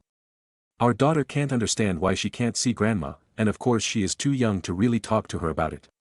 So that has been hard. Luckily my mom has agreed to meet with a counselor that was recommended to us, as a mediator. I met with the counselor this week to explain everything, and it went really well and made me feel much better. It will be just her and I. My husband is not willing to talk right now and I don't blame him at all. The date for this meeting is still up in the air, because I'm waiting to be ready too. I explained my fears to my mom that she could intentionally or unintentionally make my daughter believe something happened that didn't. This was the counselor's fear too. So far my mom has respectfully kept her distance and no CPS workers have shown up at my door. I reached out to a friend who is a social worker for advice on how to prepare if that does happen. Also, unfortunately, I believe that some were right about abuse that mom suffered as a child. We did talk on the phone and she confirmed that she experienced some things that she was not ready to talk about yet.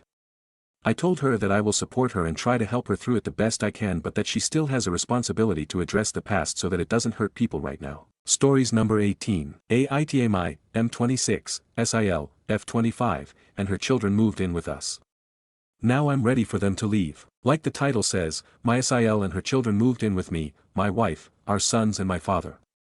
She was leaving a bad situation and we wanted to help her, but now I feel it's causing my family to be in a bad situation and my wife and I are on the rocks. Her first month here, she helped around the house, a lot. But the past few months has been nothing. She sulks in her room, leaving my wife to tend to all of the children while I am at work. My wife is a SOM, so it isn't too big of an issue. However, our last child will be starting school this year, and she plans on getting back into the workforce once that happens. However, SIL ultimately still decided my wife would be her main source of child care once she begins working. My wife doesn't want that, and I don't want that for her. She's been a SOM since our oldest was born and she's been ready to go back to work. I think it would help my wife mentally to even start a part-time job and have a life outside of motherhood. We love our nieces and nephews, but my wife didn't work all these years because child care would have took her entire check anyway. Now that our children are all school-aged, like we had planned, my wife feels like her dream is gone again. We agreed she'd pay a certain amount each month. She paid the second month, paid far less the third, and now she says she has nothing for the upcoming month. And frankly, I'm tired of footing the bill for a family bigger than our own. We've been as accommodating as possible. Moved children around to make everyone comfortable. Every child has their own bed, but it's crammed. Our children don't have their own rooms anymore, nothing is their own anymore. Their cousins take over, but I don't know how to approach the situation without being the AH. Just a few minutes ago it came out that she's been speaking to a mutual friend of ours, basically trying to vent about my wife and I. That she's tired of the pressure we put on her. But we haven't. We haven't even mentioned anything I've stated in this post. I basically walk on eggshells in my own home, trying to keep the peace. And I don't know what else to do. They have nowhere else to go, except maybe a hotel. But even then, if she cannot afford the small portion we asked of her here, I know she cannot afford that. My dad's tired, too. He's not her dad, and they've never been close, nor is he close with her children. But he tries to be. He feels bad and like he excludes her children a lot, but he cannot keep up with all of them. Which in turn, she gets mad that we favor my children. I don't. No child is treated differently with my wife and I. If one goes, they all go. But my dad is different and has no relation to any of them, so I don't think it's fair of her to hold that onto him. When her children go with their dad's family, I don't expect my children to go with. I left a lot out. I tried to be as vague as possible, as I know if she comes across this she may know who I am. My wife is tired, too. But that is her sister and her blood, so she feels badly. She's stuck between trying to keep us happy, while tending to everyone else. She agrees with me in every point I've made, but knows it would cause a shift in her entire family dynamic. How can I approach this cautiously without it blowing up and causing my wife to be hurt? Stories number 19. Aita for getting a paternity test on my son who doesn't look like me. I'm a 29-year-old white guy. My wife is 30 and black. We have 2 kids, a 3-year-old girl and a 5-year-old boy. My wife got pregnant with our son early in our relationship. We had only been together a year. We got married because she got pregnant. Fortunately for us, we are actually happy. When my son was born I accepted him as mine. However, I couldn't help noticing how little he looked like me. He is noticeably darker than my wife. He doesn't look half white. My family and friends have asked if I'm sure he's mine. I had doubts, but I initially decided to trust my wife.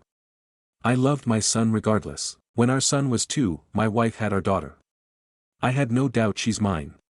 She looks just like me, she even has my blue eyes. I never realized how powerful it is to know a child is yours. I bonded with her easier because there wasn't the question of paternity dangling over our heads. My family bonded with her faster too.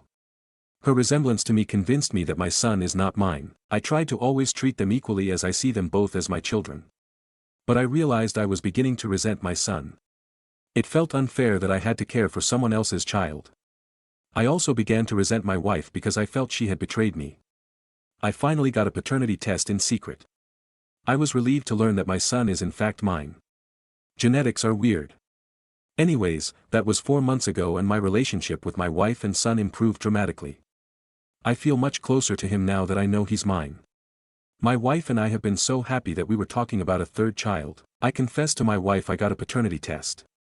I hated keeping the secret and I thought she would understand given how much he doesn't look like me. She flipped out. She asked me if I ever doubted our daughter, and when I said no she called me racist. It's not true. I didn't prefer my daughter because of her whiter features, I just knew she was mine. She also said that I made our son feel unloved for no reason for all those years. I said that's bull. Even when I didn't believe my son was mine, I treated him as though he were. My wife says she wants to move out and take our children after the quarantine. It's been about a week and a half and I'm still on the sofa. I hoped she would have calmed down by now but things haven't changed. She's just so furious with me for not trusting her and for in her eyes, denying my son because he's dark. She barely talks to me unless it's about the kids. I don't want to lose my family. Here's where I turn to you, Reddit. Is it so awful that I had doubts? I still took care of him. I don't understand why something like this is wrecking my marriage. I think she is overreacting.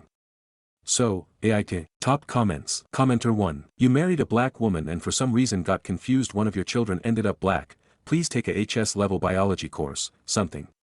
YTA. Commenter 2. YTA. Yeah, your marriage is over. You neglected your son for years because you couldn't be bothered to do some research on genetics and just assumed your mixed-race kids would automatically look like the stereotype in your head. It was racist and paranoid and also led you to be a bad father. Why would she still want to be married to you? Commenter 3. YTA. You let yourself fester quietly for 5 years and, whether you realize it or not, likely hurt your wife and son in the process, then got the paternity test done in secret after your daughter came out looking like every Hollywood mixed baby. Whether you did it knowingly or not, the idea that the lighter-colored child was not only yours but proof that your darker-skinned son is someone else's kid is rooted in racist ideology.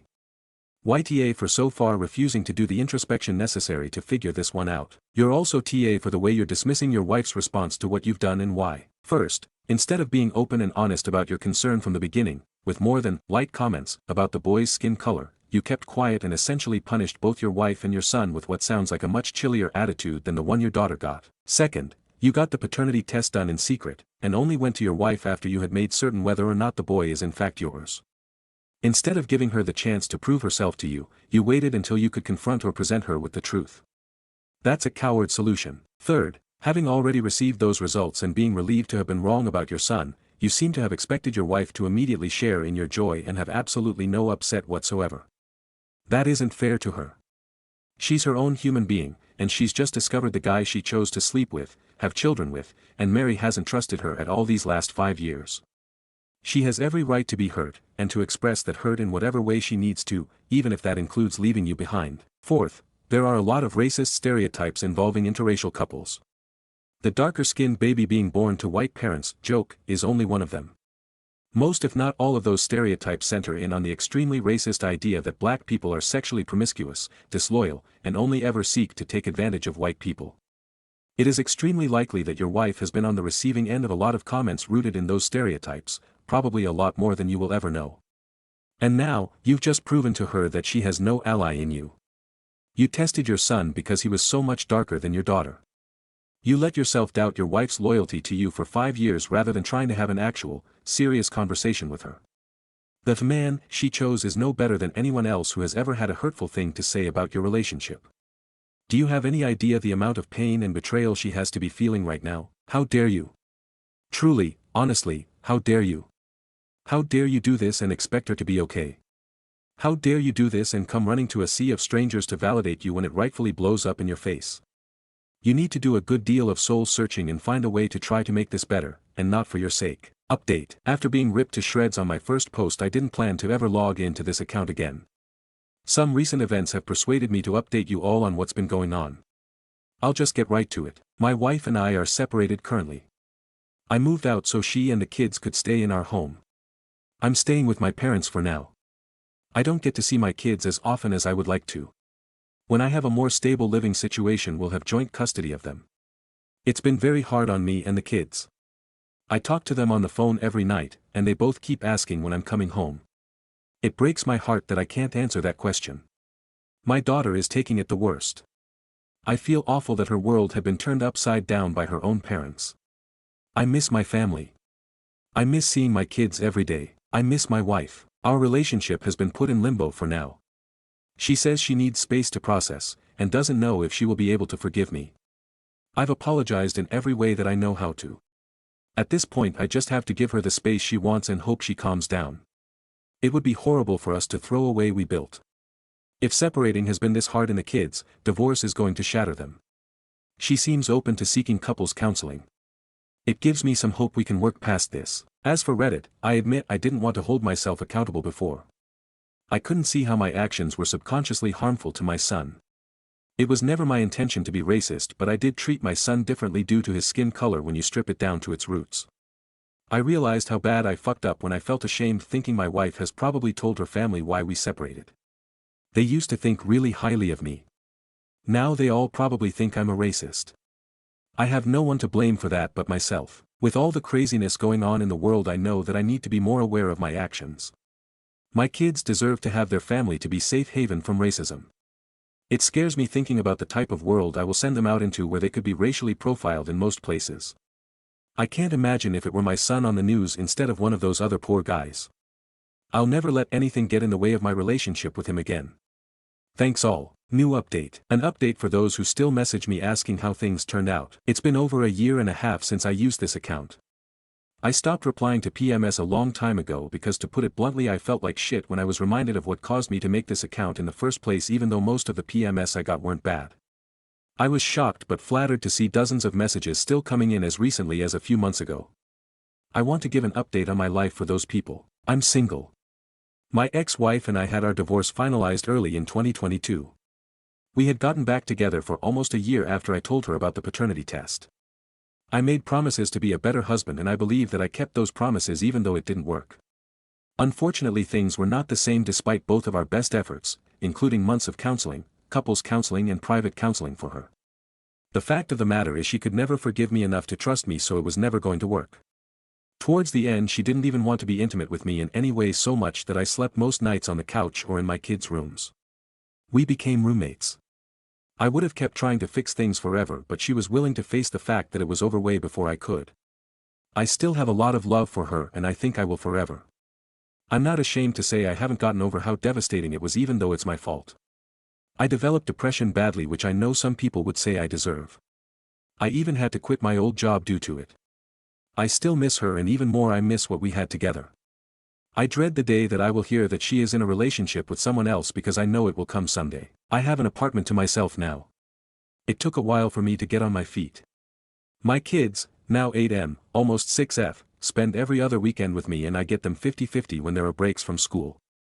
My son is very athletic and is very good at soccer. As he has gotten older, I have seen more of myself in him than I did in his youth. He hasn't heard about the paternity test, and I hope he never will. He's a great kid. I work hard to make up for the time lost when I was anxious to get too close to him. My daughter is still my mini-me. She loves me almost as much as I love her. She's athletic too, loves gymnastics and soccer. I think a lot about how if I hadn't needed a paternity test they might have another sibling. Not a good thing to dwell on. My life went in a direction I didn't expect. It's not perfect, but it's getting better every day. I have a lot to be grateful for, and I remind myself of that when it is hard. My kids are all that matters. Thanks for caring. Stories number 20. Aita for humiliating my husband's lifelong friend after she insulted my parenting style in my own home. Hi everyone. I, 29F, have been married to Leo, 31M, for 5 years, and we have a 5-year-old daughter and a 10-month-old son. Leo's childhood friend, Sarah, has always been part of his life. I've tried to be polite with her, even though she has a habit of making snarky comments about me whenever she gets the chance. Since Leo is a pretty reserved person and doesn't have many close friends, I just let it slide for years. A couple of nights ago, we hosted a dinner party with some old friends, and Sarah came along. There was a fair bit of wine, and Sarah got tipsy enough to run her mouth. She started going on about how Leo had always told everyone he'd stay single until 35 and how wild it was that he'd married someone like me so soon. It made the whole table awkward. Leo tried to calm me down and asked me to brush it off because she was drunk, but it didn't stop there. Later that night, our daughter was playing on her tablet. She has mild sensory processing issues, and sometimes screen time helps her calm down. Sarah saw it and loudly said, "Wow, I can't believe you just throw a screen in front of your kid like that. If I had a child, I'd never let them rot their brain with that garbage." That was my breaking point. I told her to shut her mouth and mind her own business. I reminded her that this was my house, my family, and my child, and she was in no position to judge anyone's parenting while she couldn't even manage to hold down a relationship or live with someone other than her cats. She burst into tears and left shortly after, and most of the guests followed. Since then, Leo has told me he gets why I was upset but thinks I was way too harsh, especially given Sarah has had depression since her ex-fiancé cheated on her a couple of years ago.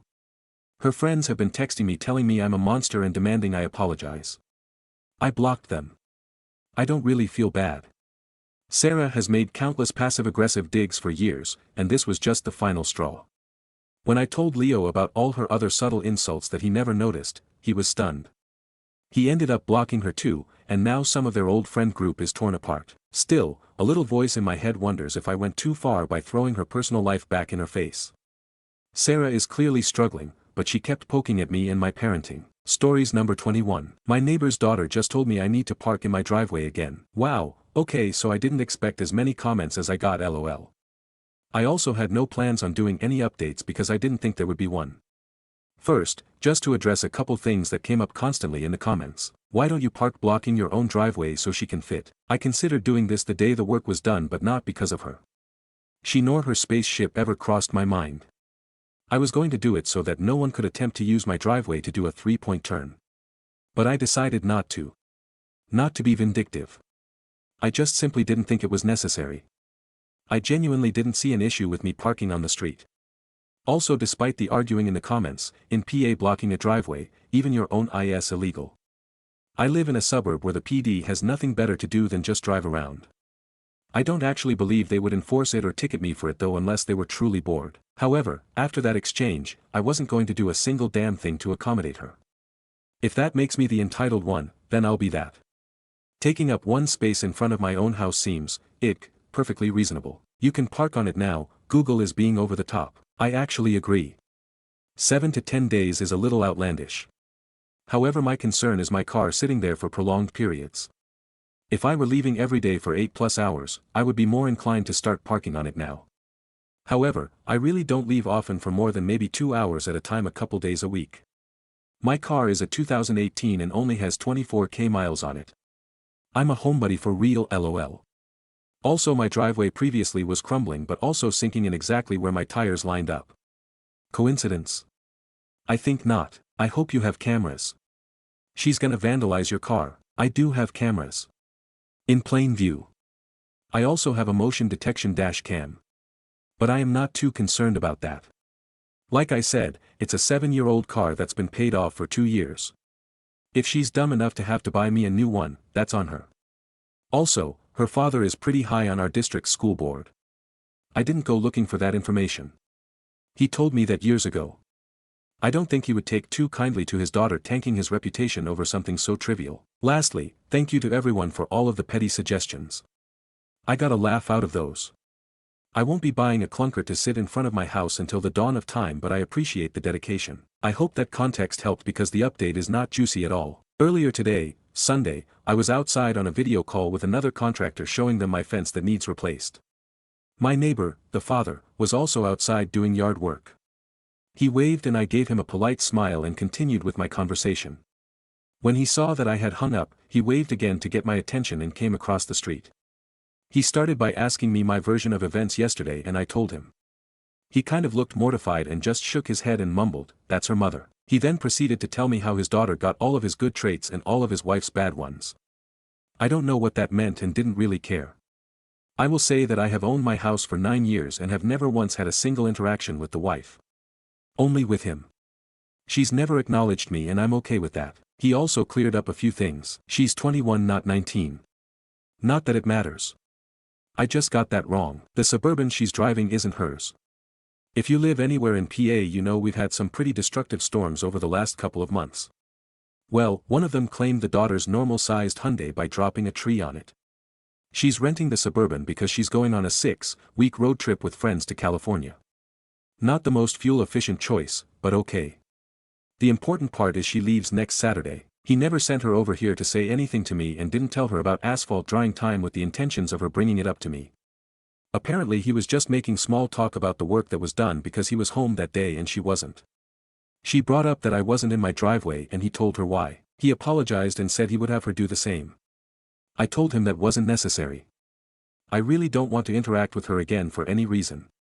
He's now parking in front of my house so that she has room for her school bus behind their house. That's it. She's leaving on Saturday and while I am not leaving my car on the street until Christmas, I am still leaving it there until Wednesday. Be kind. Smiley face. Stories number 22. AIO if I break up with my fiancé over a name change. A few weeks ago my fiancé, 27F, and I, 28M, were talking about our wedding, which is scheduled for June of next year, and our honeymoon. At one point I jokingly said something to the effect of, "We'll see about that, future Mrs., my last name," and she visibly cringed. She told me she isn't going to be Mrs., my last name, and I said, "Okay, then I'll be Mr., her last name, because I don't really care if she takes my name or I take hers. I just want to share one." She said, "No, I'm keeping my name and you can keep yours." I asked who our future kids would be named after.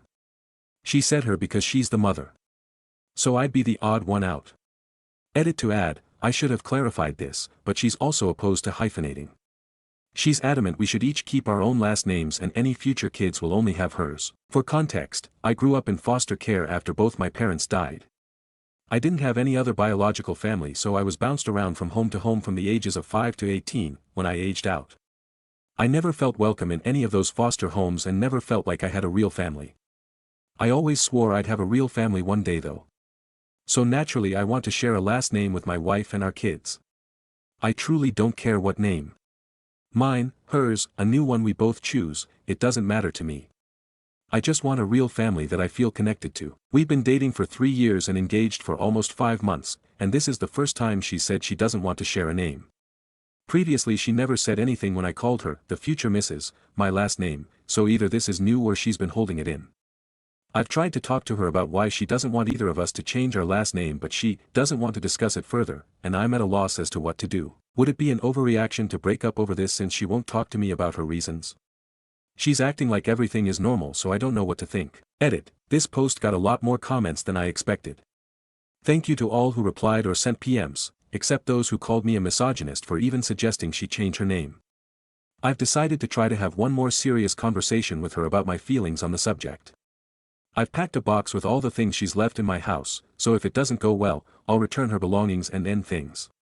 We're meeting at a park and I have a good friend who is going to stay nearby but unseen, just in case things go south. If for no other reason than to have a witness that I tried everything I could to talk things out. Comments. Commenter 1. Why is she so opposed to it? Has she said? It's something very important to you. Is it important enough that it could end a relationship that would otherwise be headed to marriage? I don't think you are overreacting at all, your feelings are completely valid. She may not want to talk about it anymore, but she is going to have to if she wants the relationship to work. In the end, only you know what your deal breakers are. Reply, she won't tell me. When I ask, she says she won't discuss it further and stop speaking unless I change the subject. Commenter 2. What did that interaction look like the last time it happened? Reply, she said she didn't want to discuss it and walked away. Commenter 3. This is more concerning than the original problem. She can choose not to take your name. But she can't unilaterally choose to tell you that you can't take her name. And she can't unilaterally decide about the kids either. The next time she walks away, ask her to set a time when she will be ready to talk about it. If she is unwilling to do so, then start playing the same game about any wedding planning. Tell her you don't want to set a date until you resolve the issue with you being excluded from the family. Commenter 4. Tell her you'd like to change your name and why. She may not realize the reason for it and may be projecting her desire to maintain her name on you. If she can't hear you and understand how hurt you are, I'd be second-guessing too. Since you aren't imposing a change on her, it's worth a discussion. Reply, she knows why.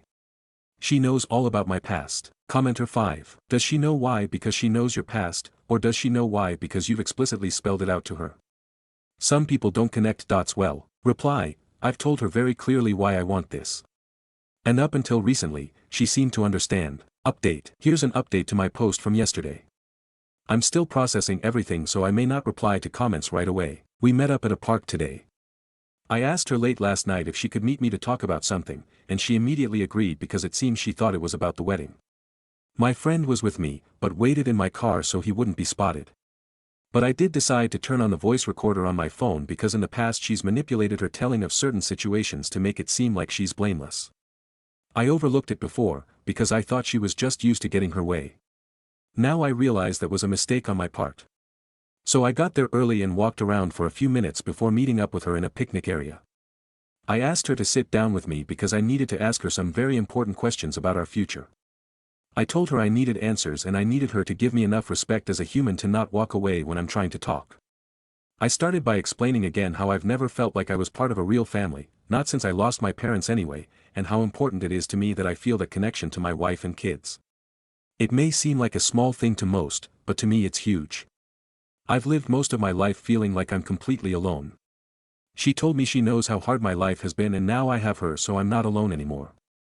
Then I asked her if she could please explain to me exactly why she is so vehemently against us having the same last name, if she acknowledges that she knows how important it is to me that I share a name with my wife and kids so I feel like I'm in a real family and not an outsider. I reminded her that I don't expect her to take my name, and I'm more than willing to take hers, hyphenate, or come up with something completely different. I just want to share a name with my wife and kids so we're all one family unit. Her response to that was surprising. She rolled her eyes and told me it's so cringe when people have the same last name after they get married. That was her sole reason for us not sharing a name.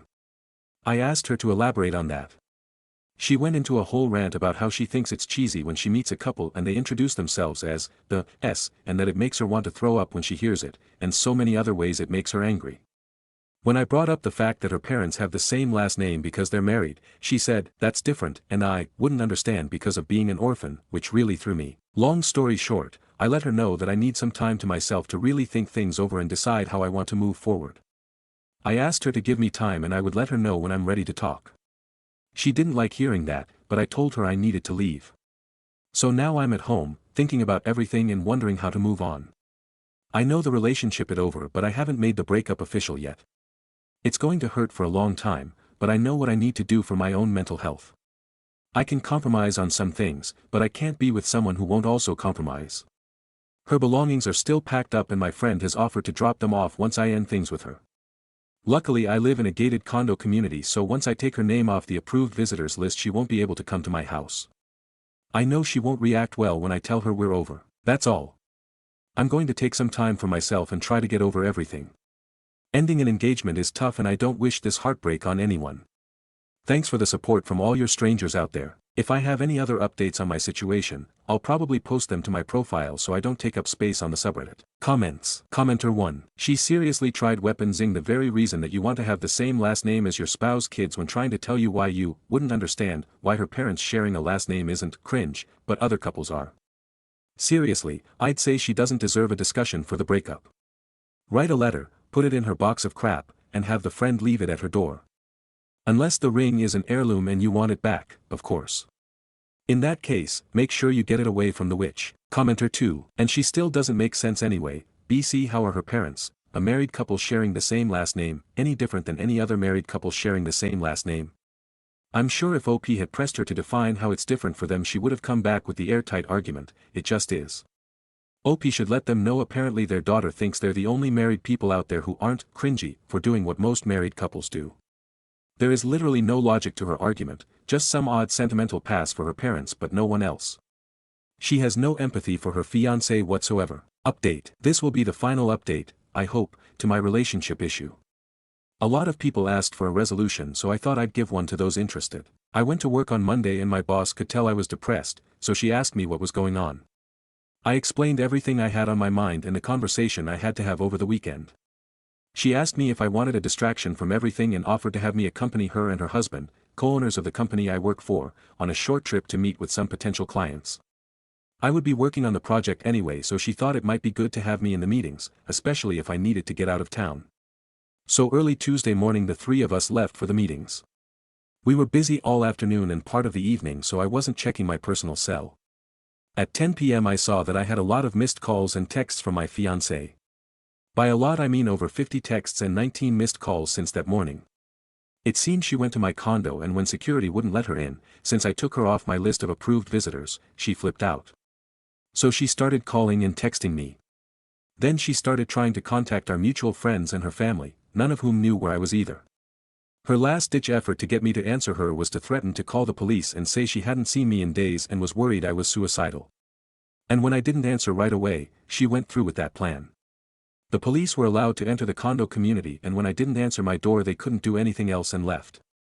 This didn't please my fiancée and she kept calling and texting. When I saw the calls and messages, I sent one text in reply that only said, "I'm on a work trip until Thursday. Please respect my need for time to think about everything. We will talk when I get home." Then I ignored everything from her for the rest of the week while I was away. Fast forward to Thursday evening, we land back in the city and I drove home, wanting to go to bed and sleep in the next day since I was given the day off. I guess she was lurking nearby because I was told later she tried to follow me into the gate but was stopped by security since she never scanned a parking pass. That's when she started blowing up my phone again. I texted back one more time to tell her to give me space and we would talk later, then showered and went to sleep. By Friday morning I had 73 more texts and 32 missed calls. At that point I knew I had to just end things with her sooner rather than later so I could get some peace. Long story made short, as of yesterday afternoon, I've ended the engagement. I took the same friend who was nearby last weekend, so I'd have a witness in case she did anything. She refuses to give the ring back because she thinks I'll come to my senses soon and she'll keep it until then. I don't even care. She can have it. Her friends and family started calling me within 15 minutes of me ending things. I've blocked them all since they're being nasty to me and blaming me for it all. Judging by what they're saying, it seems like she made up a story about me having a mental health crisis and wanting to be alone. Again, I don't even care. My good friends were told what happened when my friend sent out a text with a brief explanation. I hope she leaves me alone so I can heal from everything over time. I'm just so emotionally exhausted. Comments. Commenter 1. You've been more than reasonable with her on this issue. You even offered to take her name if she didn't want yours. You thoroughly explained why sharing a name was very important to you. She instead chose to ignore all of that and drew her line in the sand. I don't know what she was expecting. Honestly, it sounds like you dodged a bullet if you hadn't had this argument and went through with your plan for marriage. It appears she had very little, if any, respect or consideration for you. Glad you are free of her now and can finally have some peace, OP. Commenter 2. I think she loves having control and getting to have everything her own way far more than she ever loved OP. Commenter 3. A lot of commenters are saying she sounds unhinged. I agree, but I think it's more than just that. You've described before how she always has to have her way. I think the name issue was a power play on her part, because the cringe thing sounds like utter bullshit she made up on the spot. And now that you've broken it off with her, she lost the upper hand and now she's pissed. You definitely haven't seen or heard the last of her. She's going to get vindictive and you'll probably need a restraining order. Stories number 23. Aita for refusing to hang out with my boyfriend's family after finding out what they really think of me. I'm 25F, my boyfriend is 26, we've been together for just over a year and live together. Things are usually pretty good with us, but his family is like next level rich, with vacation homes and a fancy estate and all that.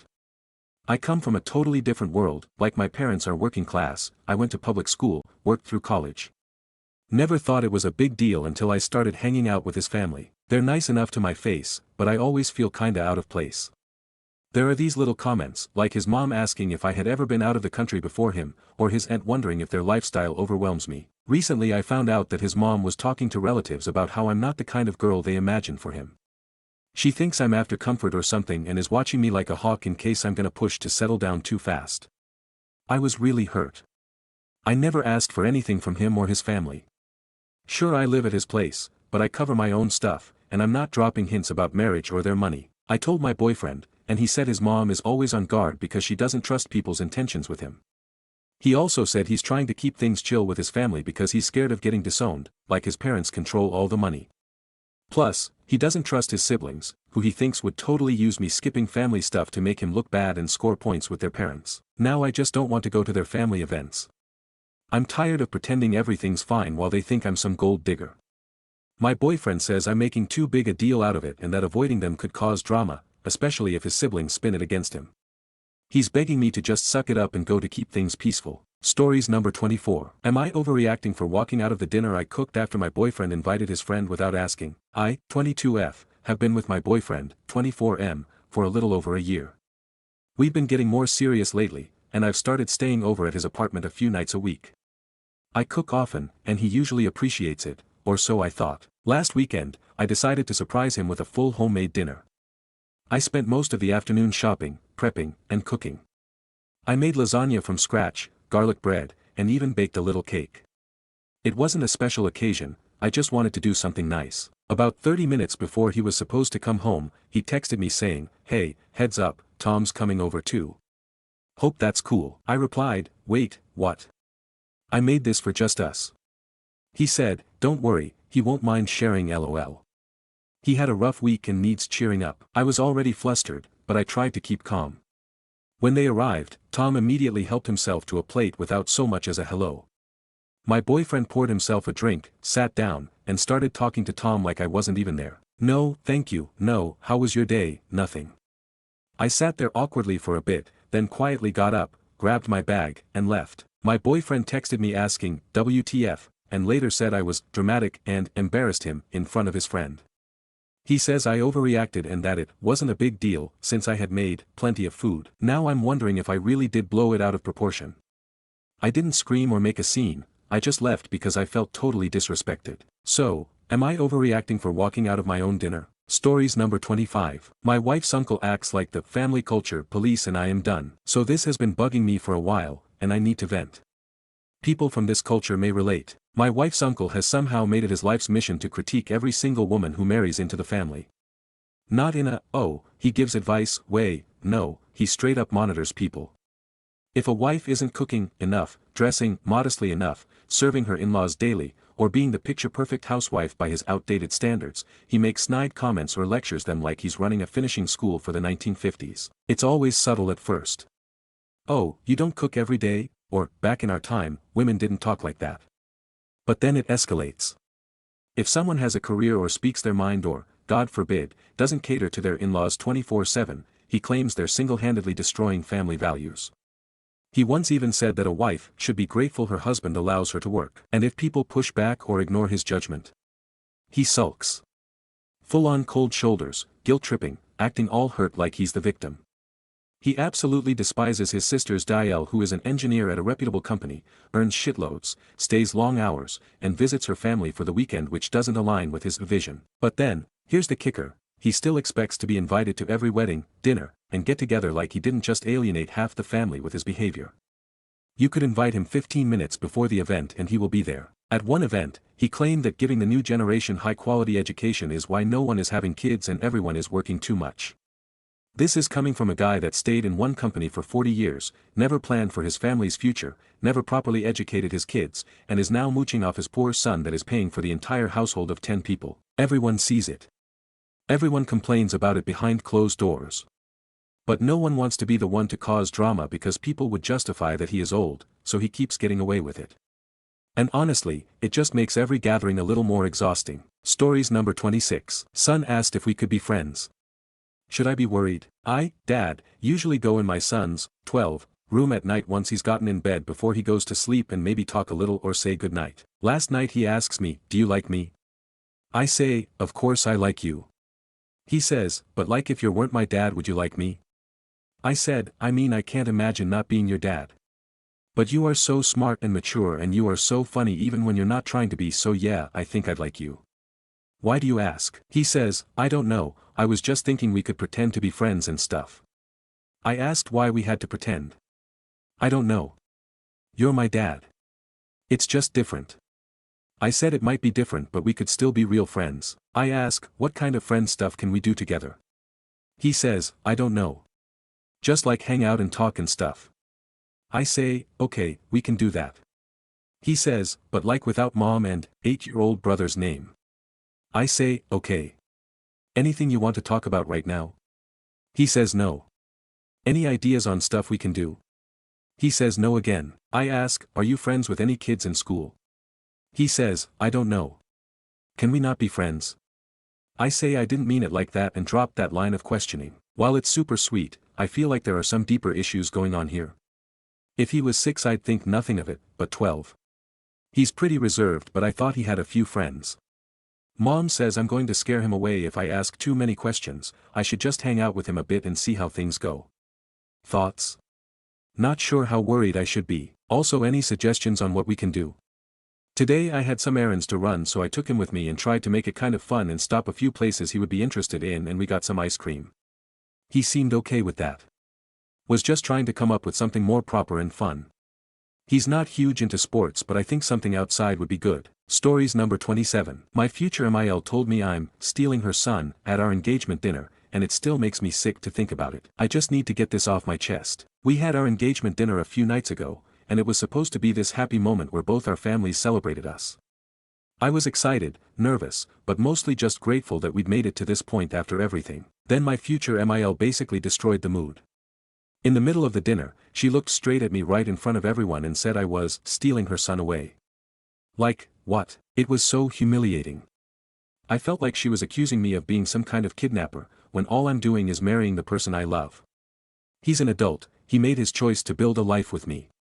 But she acted like I was ripping him out of her arms and taking him away forever. My fiancé tried to calm her down, but she just kept talking about how he never visits enough anymore, how he used to come home every weekend, how I'm changing him. I felt like crawling under the table. Ever since, her words have been stuck on replay in my head. I know logically I haven't stolen anyone, but it still hurts. I don't want to go into a marriage where his mother sees me as the enemy. I never wanted things to be a fight. It just sucks. I feel sick whenever I replay that moment, and I wish it hadn't happened. It's supposed to be a joyful time and now it just feels tainted. Anyway, that's all. Thanks for letting me get it out. Stories number 28. My cousin faked her own wedding to get money and gifts. Yes, you read the title correctly. This happened almost 20 years ago and is still talked about amongst my family. My cousin declared to all of us that she met this great man. 6 months or so later, they were expected to be married. Now, my cousin had lucked out because my mom and aunts agreed to prepare all of the food. The wedding venue was at my uncle's house, not her dad. He has a huge amount of land, so the ceremony was set up outside with chairs, and there were tents put up for the reception and the food. My mom's side of the family is big. We have people all over the country and some even overseas. So, we had over 100 people who agreed to travel far and yonder, rent cars, and get hotels in order to attend this wedding. The morning of, my cousin, the bride, was acting so sketchy. She was so reluctant to get ready. She kept taking off her gown and putting on casual clothing. We were all so confused, we thought she had cold feet. Meanwhile, my mom and aunts were sweltering in the kitchen preparing all of this food for all these people. Someone noticed she kept making trips to her car and would come back to the house, but we were all so busy setting everything up that we didn't focus on it too hard. What made matters worse? The groom was nowhere to be found. People kept telling her to call him. She did, and apparently, it kept going straight to voicemail. Guests are arriving, preparations are being made, and the groom isn't here for his wedding. We are questioning her and asking her what the hell is going on, and she says he had a meeting yesterday in New York but he was supposed to come back last night but didn't. Making it seem like he stood her up.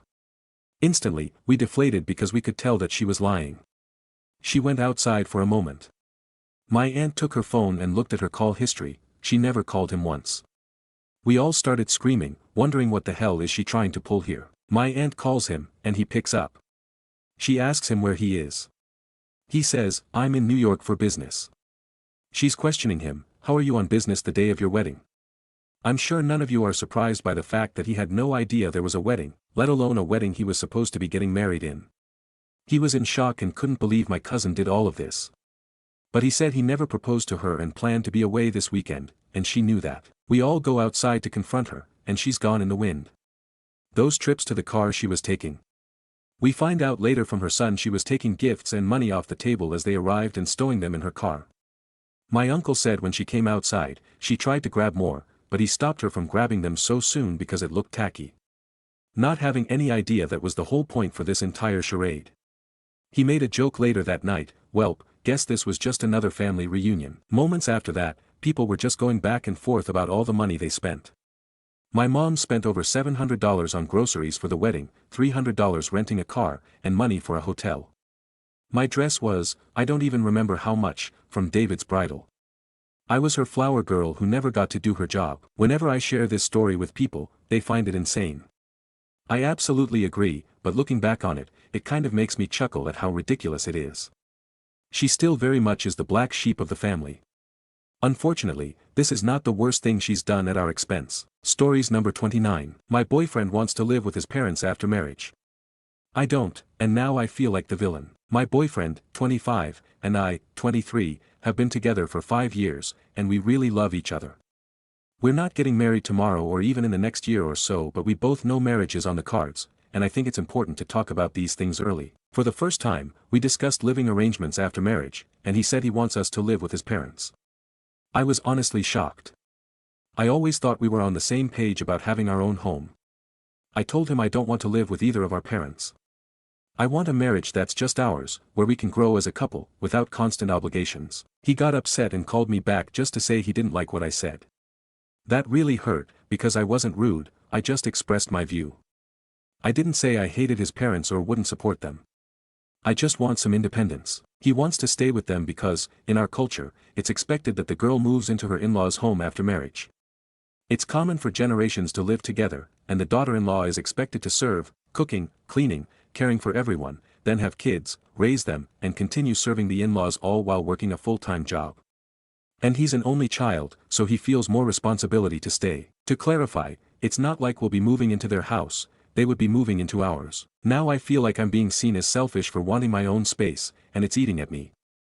Has anyone else dealt with this kind of situation? Stories number 30. AIO for walking out of a family dinner after my MIL thanked herself in a speech about my graduation. I, 28F, just finished my master's degree while juggling 2 part-time jobs and caring for my 3-year-old. My husband, 30M, and I have had a tough year, so this was a big moment for me. He planned a small dinner with family to celebrate. Sweet, right? When we sat down, my MIL, 60s, stood up and tapped her glass like she was making a wedding toast. She went on this long monologue about how proud she was that her guidance and emphasis on education inspired me. Then she said, she wouldn't be here if I hadn't raised such a hard-working son. I blinked. No mention of me, my work, my late nights, my sacrifices, just her and her son. My own parents weren't there because they live overseas, so I felt even more humiliated that the one moment meant to celebrate my achievement was hijacked. I quietly got up and left halfway through dessert. My husband thinks I was rude and made it weird. He said, she was just trying to honor you her way. I said I'm done being treated like a supporting character in my own life. Stories number 31. My boyfriend resents me because I own 3 houses. I come from a messed up family. Not going into details, but know that heavy alcoholism and hard drug use were prominent. I saw a lot of violence too. I hated how I grew up. By the time I was 13 I knew college was my only way out. By the time I was in high school I kept my grades up. I got a scholarship and went to college. Fast forward 2 decades and I now have 3 houses, retirement accounts, a great job, and really have worked my ass off to come from nothing for all this. I am also divorced but wasn't married long. He was emotionally abusive and it did get physical a few times. He even threw a shovel at me once, it missed. He took advantage of my financial situation too. So I divorced him. We were both military at the time and there's reasons why we got married. We do have a child together. My boyfriend now had a vastly different life. He grew up in a house full of love. He wanted to emulate what his parents had. He was married 15 years and the first 10 were great.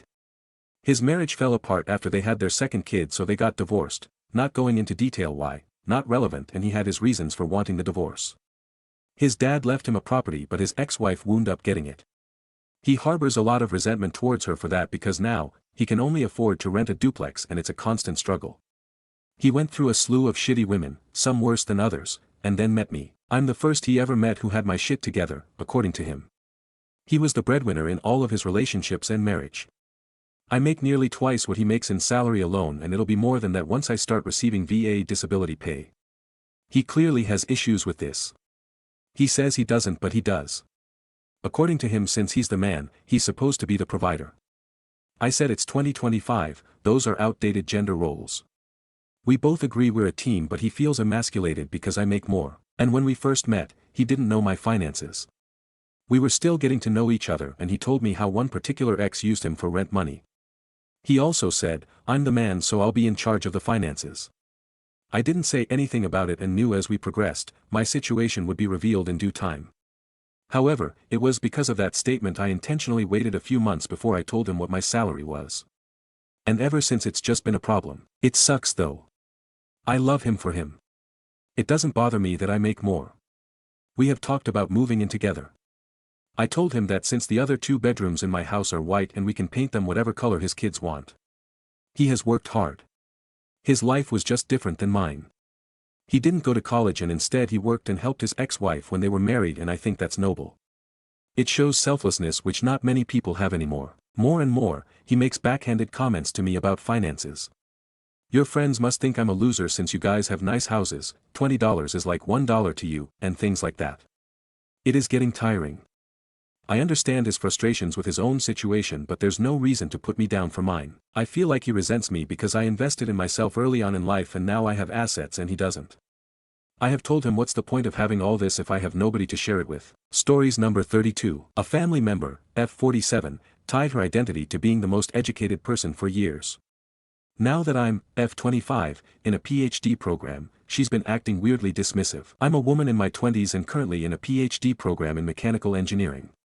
There's a family member, mid-40s, who's not immediate family. For years, she was the only one in our extended family with a master's degree, in union labor relations, and that was a big part of her identity.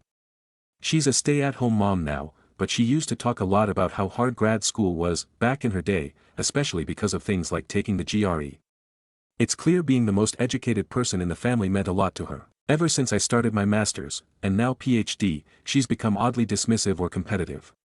When I posted that I was nervous about starting grad school, she commented, "Whatever, I did it." When I shared that I'd just taken the hardest math class of my life, she replied, "Times tables." The "times tables" was such a weird comment because why would a grad-level math class in an engineering PhD program just cover times tables? She didn't like or say anything when I announced starting my PhD, or when I passed major milestones like my qualifying exam. Meanwhile, she regularly likes and supports other family members' posts about jobs, travel, etc. She posted about her niece graduating from high school and how she was the smartest person in the entire family, but never liked my post about starting my PhD. It's not that I need her validation. I'm proud of what I'm doing. But it feels weird and kind of petty. I've never bragged or compared degrees. I'm just sharing what's going on in my life. And honestly, I thought she'd be proud or at least supportive. Instead, it feels like she's bothered by it. Like my academic path threatens how she sees herself. I haven't brought it up directly because it feels petty to confront someone over a Facebook comment, but it's starting to wear on me. It makes me second guess what I share, and I find myself dreading her replies, or lack of them. TLDR, I think second cousin is threatened by my education.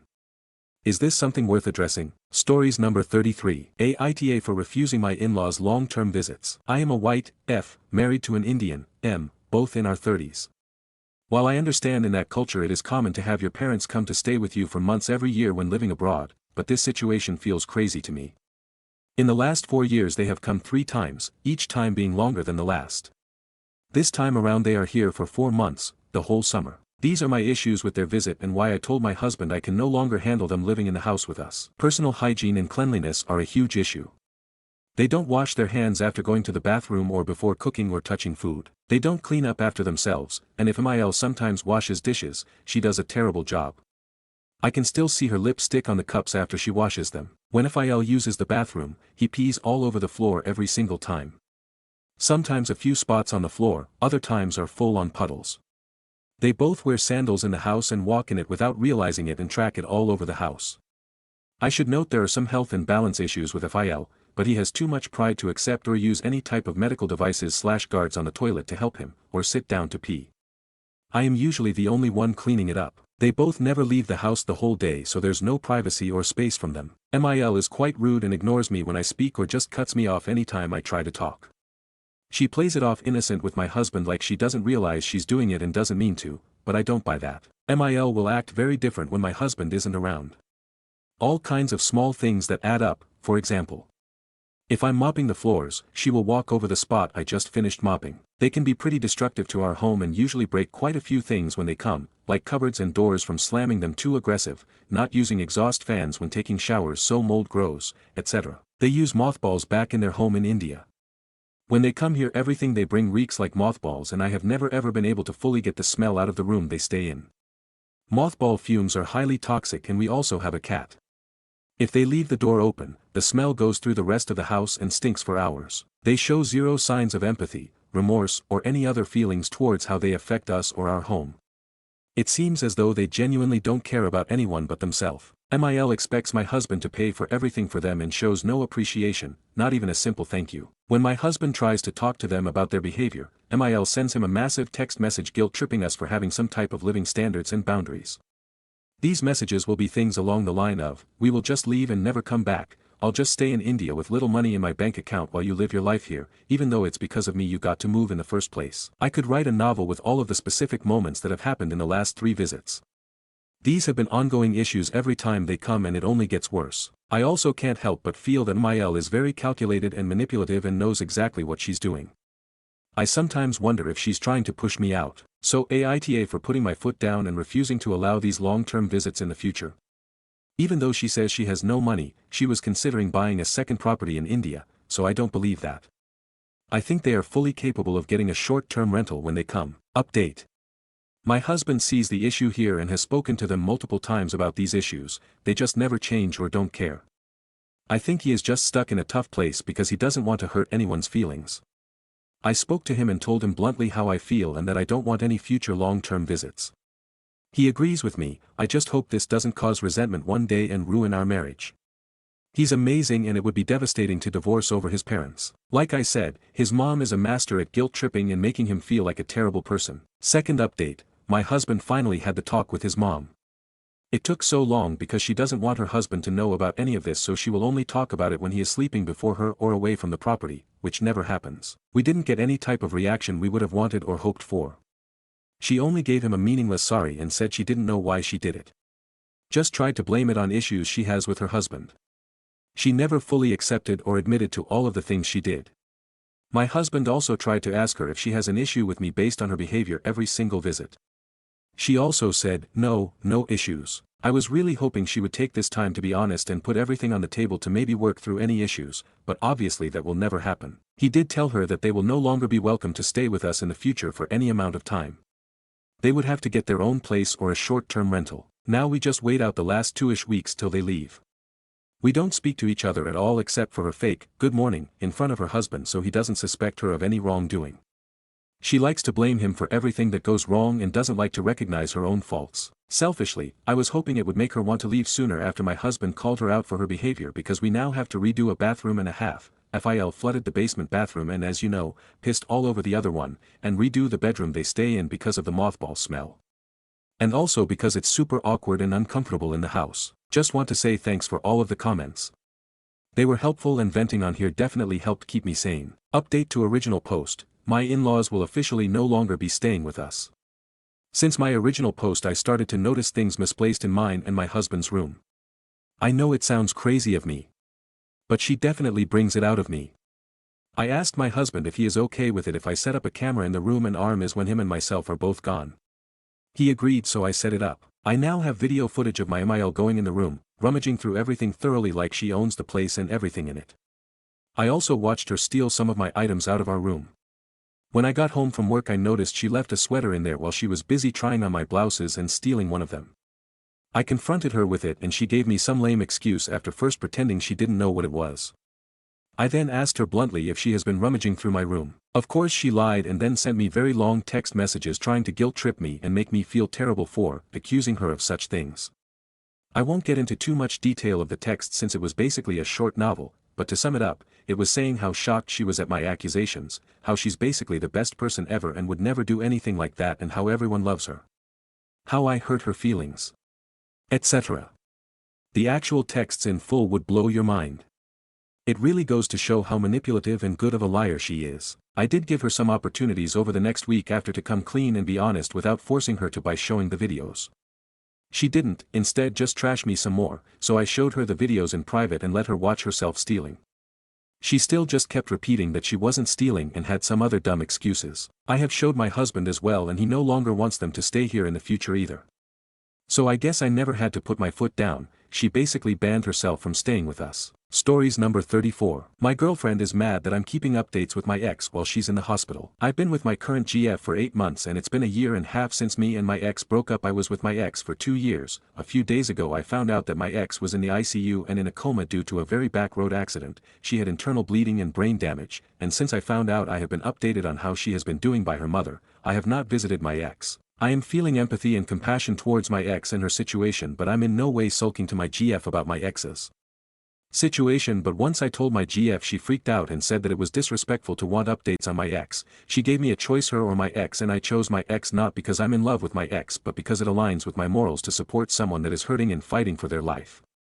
We are on a break right now and will talk and see each other on Saturday because I'm leaving to go be with my family for the 4th of July. Edit. I told my GF the day that I found out about the accident. I have timestamps of text from my ex's mom and from my GF texting me after I told her about my ex, told her in person, after I told her she wanted me to drop her off at home. I don't think I can add pictures here, but if I can please let me know, but I do have timestamps if anyone is curious. Appreciation. Thank you folded hands light skin tone. Thank you so much for y'all support and thank you for all the advice to help me navigate this and help figure out what I should do, and a big thanks to everyone who has shared their story about similar situations. It really does help. Redheart. I'm trying my best to read every comment and reply but I'm stuck at work. RN. Update, she woke up. Found out this morning she woke up from her coma. My ex's mom called me to tell me the good news and I spoke to my ex briefly. She was still tired and groggy but it's good to know she woke up. I do plan to break up with my current GF when I get back into town. I believe this was a huge red flag and showed a lack of empathy, and from reading the comments this is something that will cause more problems for our relationship down the road. I want to make something clear, I am not choosing my ex girlfriend, I'm choosing on what I believe in, and that's being a decent human being. I am not romantically in love with my ex at all and I gave my current GF no reason to think I still love my ex. Thank you for everyone's support and advice on this situation, it does mean a lot. Stories number 35. I carried my teenage son to bed after 4 years since the last time. My son is nearly 14. This week, he was down with a cold and fever. Last night, he was on the couch watching TV. He took some pills to relieve his fever and headache. He ended up falling asleep. I was going to wake him up and tell him to go to bed, but something stopped me. I really didn't want to bother him. And then I thought, he mustn't be too heavy. He started his growing spurt, but I don't think he'll reach me till he's 2 to 3 years older, and he's always been rather thin. So I did something I hadn't done in more than 4 years, I picked him up and carried him to his bed. It was a bit harder than I expected, but I managed to do it. Luckily he didn't wake up. I know those pills can make you sleep more heavily. After I tucked him in, I thought about what I just did. That more likely than not, this was the last time I did it, since he's no longer the little boy he used to be. Time just flashes, and some things become less frequent or just stop happening altogether before you realize. Stories number 36. Aita for going off on my MIL after she told my 5 years old we're bad parents. So me, 31F, and my husband, 33M, have a 5-year-old son. My MIL moved in with us around 6 months ago after losing her job. It was supposed to be for a few weeks, but here we are. Since she got here, she's had something to say about everything. How we raise our son, what we feed him, how we talk to him. She thinks we're too soft and always makes little comments like, back in my day, which I usually ignore. But last week she crossed a line. She picked up my son from preschool, I was stuck at work and she offered, and when I got home, he asked me if he was a bad kid. I asked why and he said, Grandma said you and Daddy don't raise me right. I was pissed.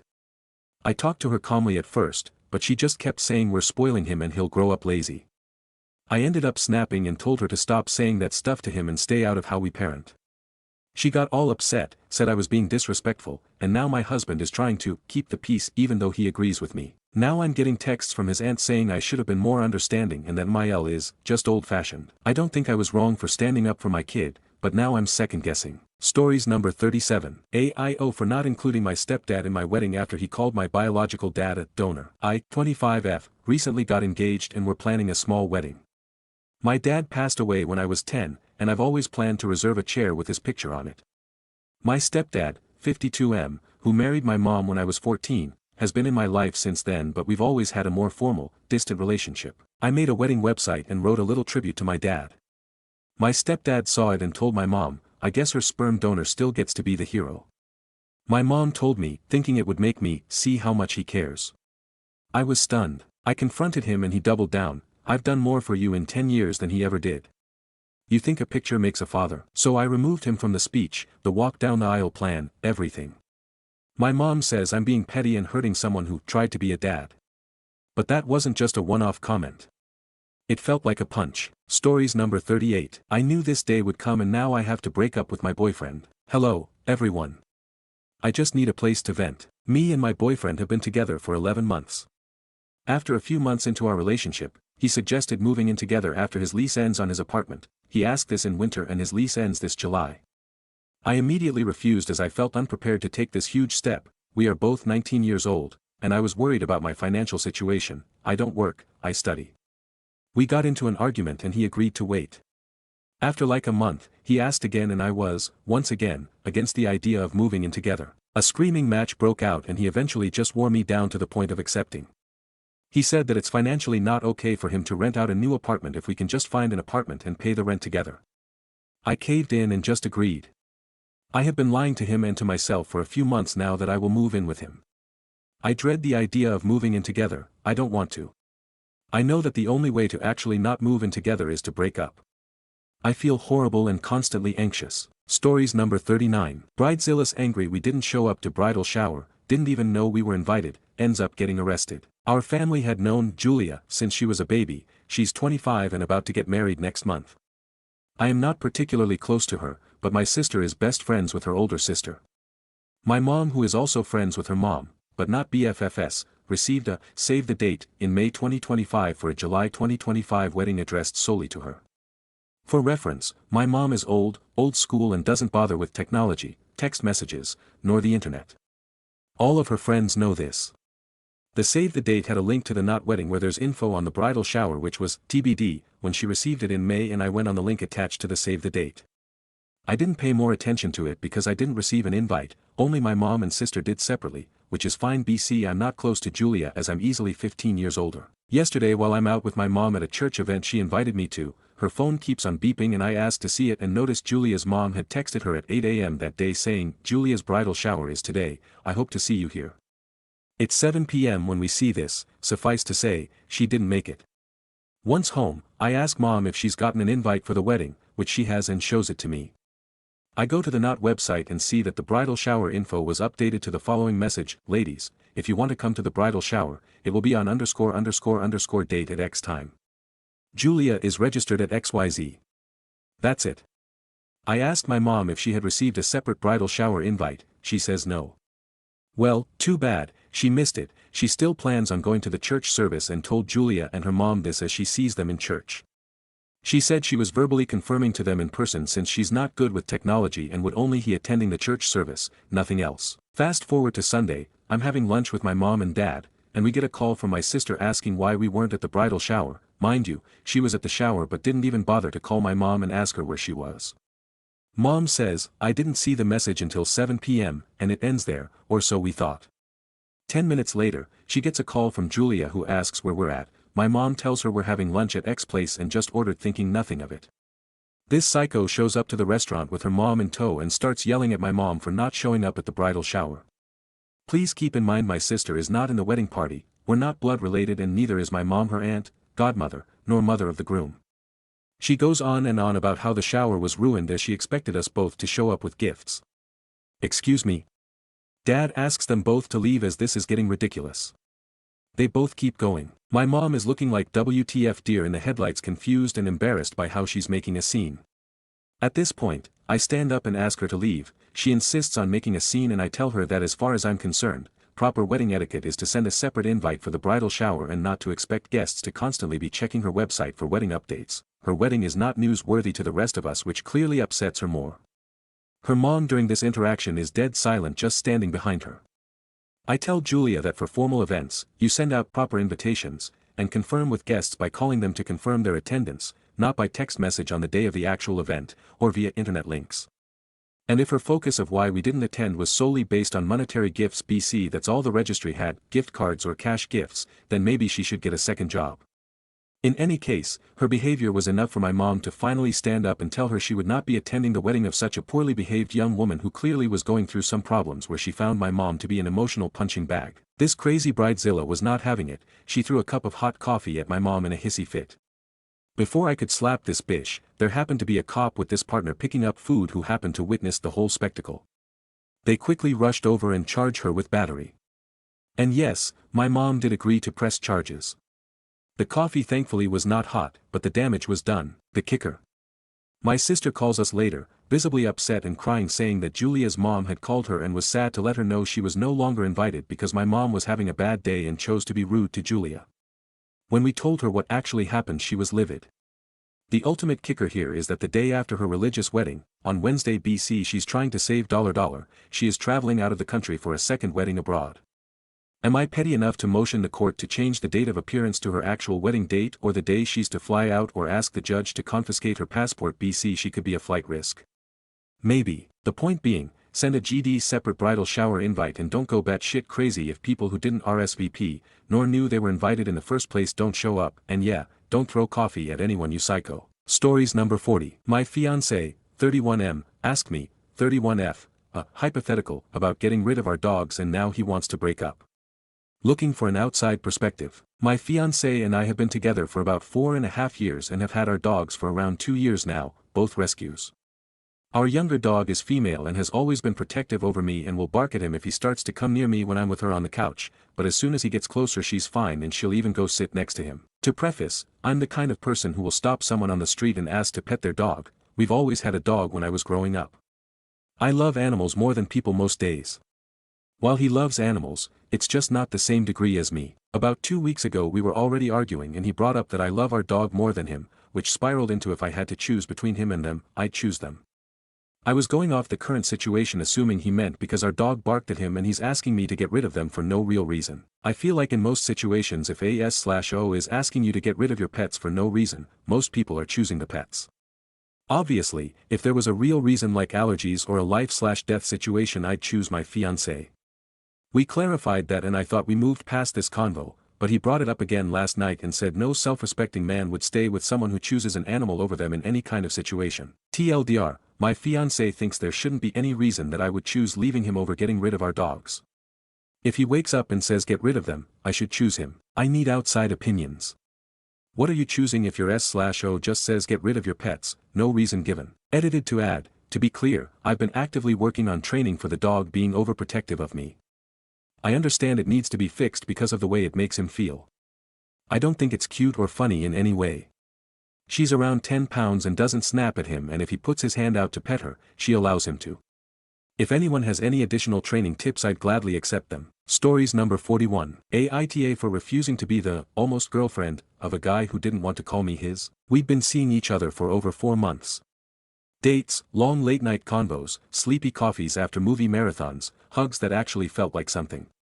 He used to say, "You're special, I've never talked to anyone like this before," and I believed it.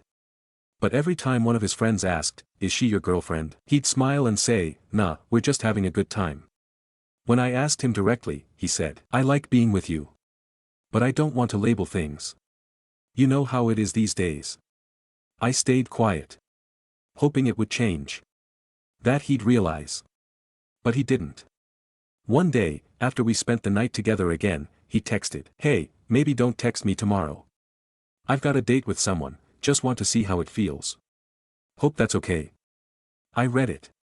Didn't reply. Just blocked him. The next day he messaged me from another account. I was being honest. "I never promised anything. Why are you mad?" And later, "I thought you were different. You were always so chill. Now you're just like the rest, drama, block, whatever." I didn't answer. But I still wonder. Did I overreact? Should I have handled it better? But the truth is, I'm not someone's almost. I'm either valued, or I'm out. Stories number 42. Aita for not making my son drop his stepsister off at camp when he drops his sister off. I, 36F, have 2 kids, 17M and 14F, with my ex. He's remarried and he has a stepdaughter, 14F, and his wife's nephew, 15M, is living with them. Custody is 50-50 and my son is the only kid in the household who drives.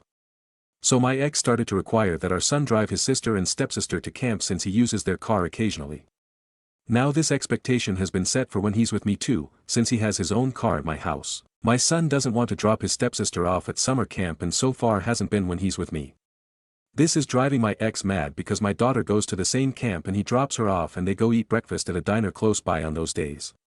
My ex said it would be nothing to include his stepdaughter. He told me I should insist on our son doing it because it's just good manners and it's important to teach him that all families should be treated equally. I have refused to make our son drop his stepsister off at camp and my ex has started sending angry texts over it. He told me as a mom I should want our son to be kind and helpful to his family and look at how I'm failing in this regard. He said he shouldn't get the privilege of a car if he doesn't want to help his family. My ex had nothing to do with buying or paying for the car so I don't feel like that's his decision. But Aita for not making my son do this. Stories number 43. Aita for defending myself over what happened on my 15th birthday in 2001 after my mother brought up how I was upset she only got me clothes back then. Not the a-hole. Sometimes my mother likes to bring up little things, hoping my stance on them has changed. For some reason she brought up how upset I was on my 15th birthday for not getting an N64 game. And then admitted she went out and bought a game after seeing how disappointed I was. Which was news to me, because later that day my mother and sister presented me with an N64 game, and basically said, "Here. We didn't give it to you earlier because we just wanted it to be a joke." Then told me I was being a big baby about it. Which admittedly I was. But I'd actually talked a lot for months leading up to my birthday how I'd wanted an N64 game. And didn't even ask for a new one. There was a game crazy 2 miles away with a bunch of them used for very fair prices. I was very grateful for the game, and was playing it immediately. My mother suddenly admitted earlier that she only got me clothes on that birthday because I'd had a sudden growth spurt, and was not only needing clothes, but I was looking more like an adult. She pointed out where she'd gotten the clothes, and how good they were.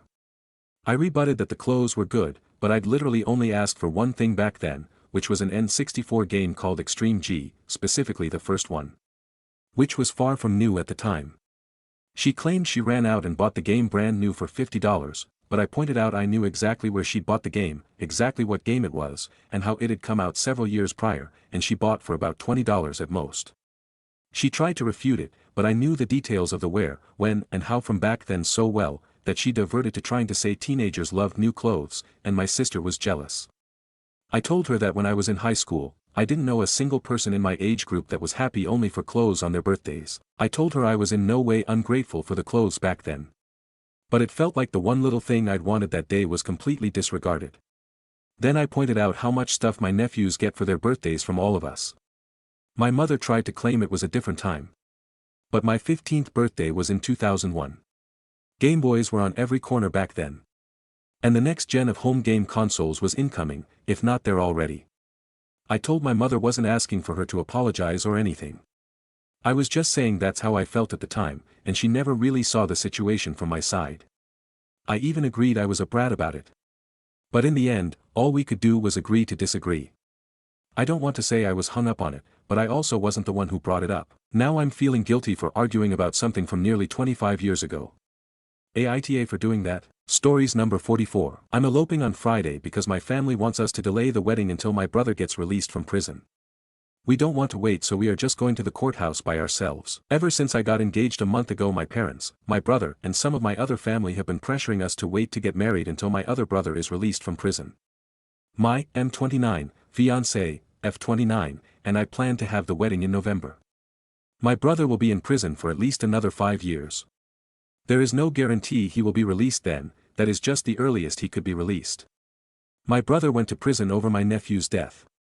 My brother and his wife were convicted of manslaughter because the law required everyone on the boat to wear a life jacket and my nephew wasn't wearing one. His death destroyed my entire family. I don't want to wait another 5 years, and neither does my fiancé. We have been together for 3 years and we are ready now. I know my brother going to prison was hard on everyone, including me. I have missed him being around for so many years. I thought if I talked to my brother he would be understanding and tell everyone to stop pressuring us, but instead he got mad at me for wanting to get married while he was in prison. After that, my fiancé and I decided we are just going to go to the courthouse on Friday by ourselves. No one in her family will care if we elope, and honestly we are done with the pressure. We aren't going to tell anyone until afterwards. Neither of us care about having a big wedding, and I am so tired of everyone telling us to wait until my brother gets out. I don't care if anyone is angry with us. I honestly don't. Stories number 45. Aita for refusing to take on full financial responsibility for my dad's in-home caregiver. I'm 33 and I live in the same city as my parents. My dad, who's 68, was recently diagnosed with early-stage Parkinson's. He's still mobile and independent for now, but my mom, who's 66, has been increasingly stressed trying to manage his daily needs like transportation, medications, and housekeeping. After thinking it over, I agreed to pitch in part-time as a caregiver 3 days a week. It's a commitment, but I love them and want to support them as their health declines. My sister Laura, who's 30 and lives 2 hours away, was supportive at first. But last week, she dropped a bombshell. She and mom think someone should be paid to come in and do the job every day, at least Monday to Friday. When I explained that I already spend my weekdays and sometimes weekends driving dad to appointments, Laura said I could cover day shifts. She claimed she couldn't do that and insisted I should just pay for a professional caregiver 5 days a week. I told her I didn't have the budget for 12 sessions of care each week. Professional services cost at least $20 to $25 an hour, and I'm already taking on a big part-time caregiving role. I can't cover everything. Laura then accused me of turning this into my solution and making mom the one stuck with the costs. She said I was deciding dad's care plan just because it fit my schedule. Mom even texted me afterward, saying I didn't need to ride her case about being logical, but then complained about not being able to get time off work to fill in the gaps. Dad overheard some of this and got upset. He's worried about being a burden. I reassured him that the most important thing is that he's cared for, and I want to be part of that. Still, it's not realistic or healthy for just one person to take on everything. Meanwhile, Laura and mom are planning to push dad to hire a caregiver starting next week, and that $4,000 a month cost is going to fall on mom alone. Mom asked if I could just pick up extra days until she sorts out the finances. My gut reaction was no. I want to support my parents, but I can't let them guilt me into paying for something none of us can really afford. Now the house feels tense. Mom's upset with me, Laura thinks I'm selfish, and dad's feeling guilty. I don't want to abandon my family, but I also can't sacrifice my mental health or financial stability. Stories number 46. My recent proposal to my fiancée did not meet her standards. Edit, I included actual screenshots of texts to validate this isn't AI/made up, trust me, I wish it was LOL. I am also new to Reddit. Please see my added comments. Google is telling me a comment will be seen by more of the commenters versus an edited post, for more context. 1/3, February 3rd, 3/3. I am posting this on Reddit because honestly I am too embarrassed to tell this/ask advice to my close friends and family, and do not want this to detract from their opinion of my fiancé, 31F, who I, 30M, love, and all my friends and family love. I know we will overcome this as we do all our arguments. But I honestly do not know how to respond to this text message she sent me, about a week after my proposal. We are currently long distance, so this was during a trip to visit her and her place, and both our parents were in town for the proposal. We've been dating for 3.5 years, and already been heavily talking about marriage. I began corresponding with her best friend to get ideas months ago. My ideas were getting shot down left and right, by my fiancée via her friend. She wanted her parents there, she's super close to them, and a lot of other very sentimental stuff like a plethora of lit candles / flower petals / in a cathedral. Pretty extravagant. Her parents live in a different state than her and me, so logistically it's already harder. Eventually her friend texted me that I could ask her anyway I wanted because all that matters is the fact I want to ask her to marry me. Which I thought was incredible. Proposals these days are out of control. I did want to honor her parents being there, which limited the options for the near future, i.e. a trip that was already planned where her parents were coming to visit her. Here's her text, which she sent about a week after. I've added comments for more context because she likes to exaggerate things. Begin text. The day you proposed was thoughtful, and I know it made on paper sense given all the logistics. I'm afraid that's all I see though. I'm very disappointed in it overall. Because I had imagined it would feel a little more wholesome, thoughtful, and less hollow. You know I love symbolism / meaning / in moments. And a proposal is literally the climax / embodiment of that, for me, and the rest of my life. I'll always remember being proposed on the off-side of a road in front of a gift shop / restaurant. It was a very nice vineyard / winery. I suggested group photos in the front of the vineyard where the picturesque background of the old historic, pretty building was. Which happened to be closer to the entrance of the vineyard. And yes, the vineyard had a gift shop inside, unseen from where pictures were taken. Then rushed to a seafood restaurant when I don't like seafood. I picked fish because her mother is allergic to red meat, no flowers, no romantic follow-up, hotel or card or note. The bottle of champagne was the nicest thing, but probably because I did that at friends' engagement. Then dropped off to walk in the cold with my parents, lied to them saying that you were walking to the hotel to walk back with me. Her parents were staying at a military installation hotel, meaning you have to go through a guarded gate with ID check, and we were both drinking all day so I did not want to risk a DUI, and told her that and she agreed that was smart. The walk to their hotel was a 5-minute walk from the gate. The walk from the hotel back to her house is 8 minutes. Obviously I offered to walk them and she could drive the car back, but she wanted to walk them. That whole afternoon was cringy and a slow train wreck for me. I know events like that don't matter to you. I get it. I sadly accept that I don't have a romantic man and should not expect romantic things. I'm adjusting to that reality. I had built up this idea in my head of something beautiful since I was a kid, especially now because I knew our parents being together was rare. And none of this is to blame you at all for how it happened. I expected and prepared to be disappointed. I think I've handled well, for something I'll live with the rest of my life. And I hope no one other than my friends and dad notice my disappointment. I just wanted to share that I am bummed in the moment, even though I'm thrilled about us. I knew I'd be disappointed in the way you proposed because all my ideas were being pushed back on or told that was silly or too much or too hard, so I just gave up and told myself, a proposal isn't about me or what I want. It's about how he wants to symbolize and seal how our future starts. While I accept whatever way you picked, I'm disappointed / let down.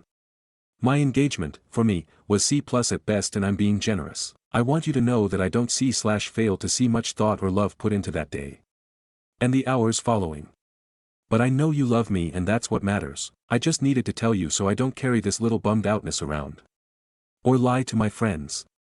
And I want to be honest with everyone. It's been a week and I really tried to be happy about it.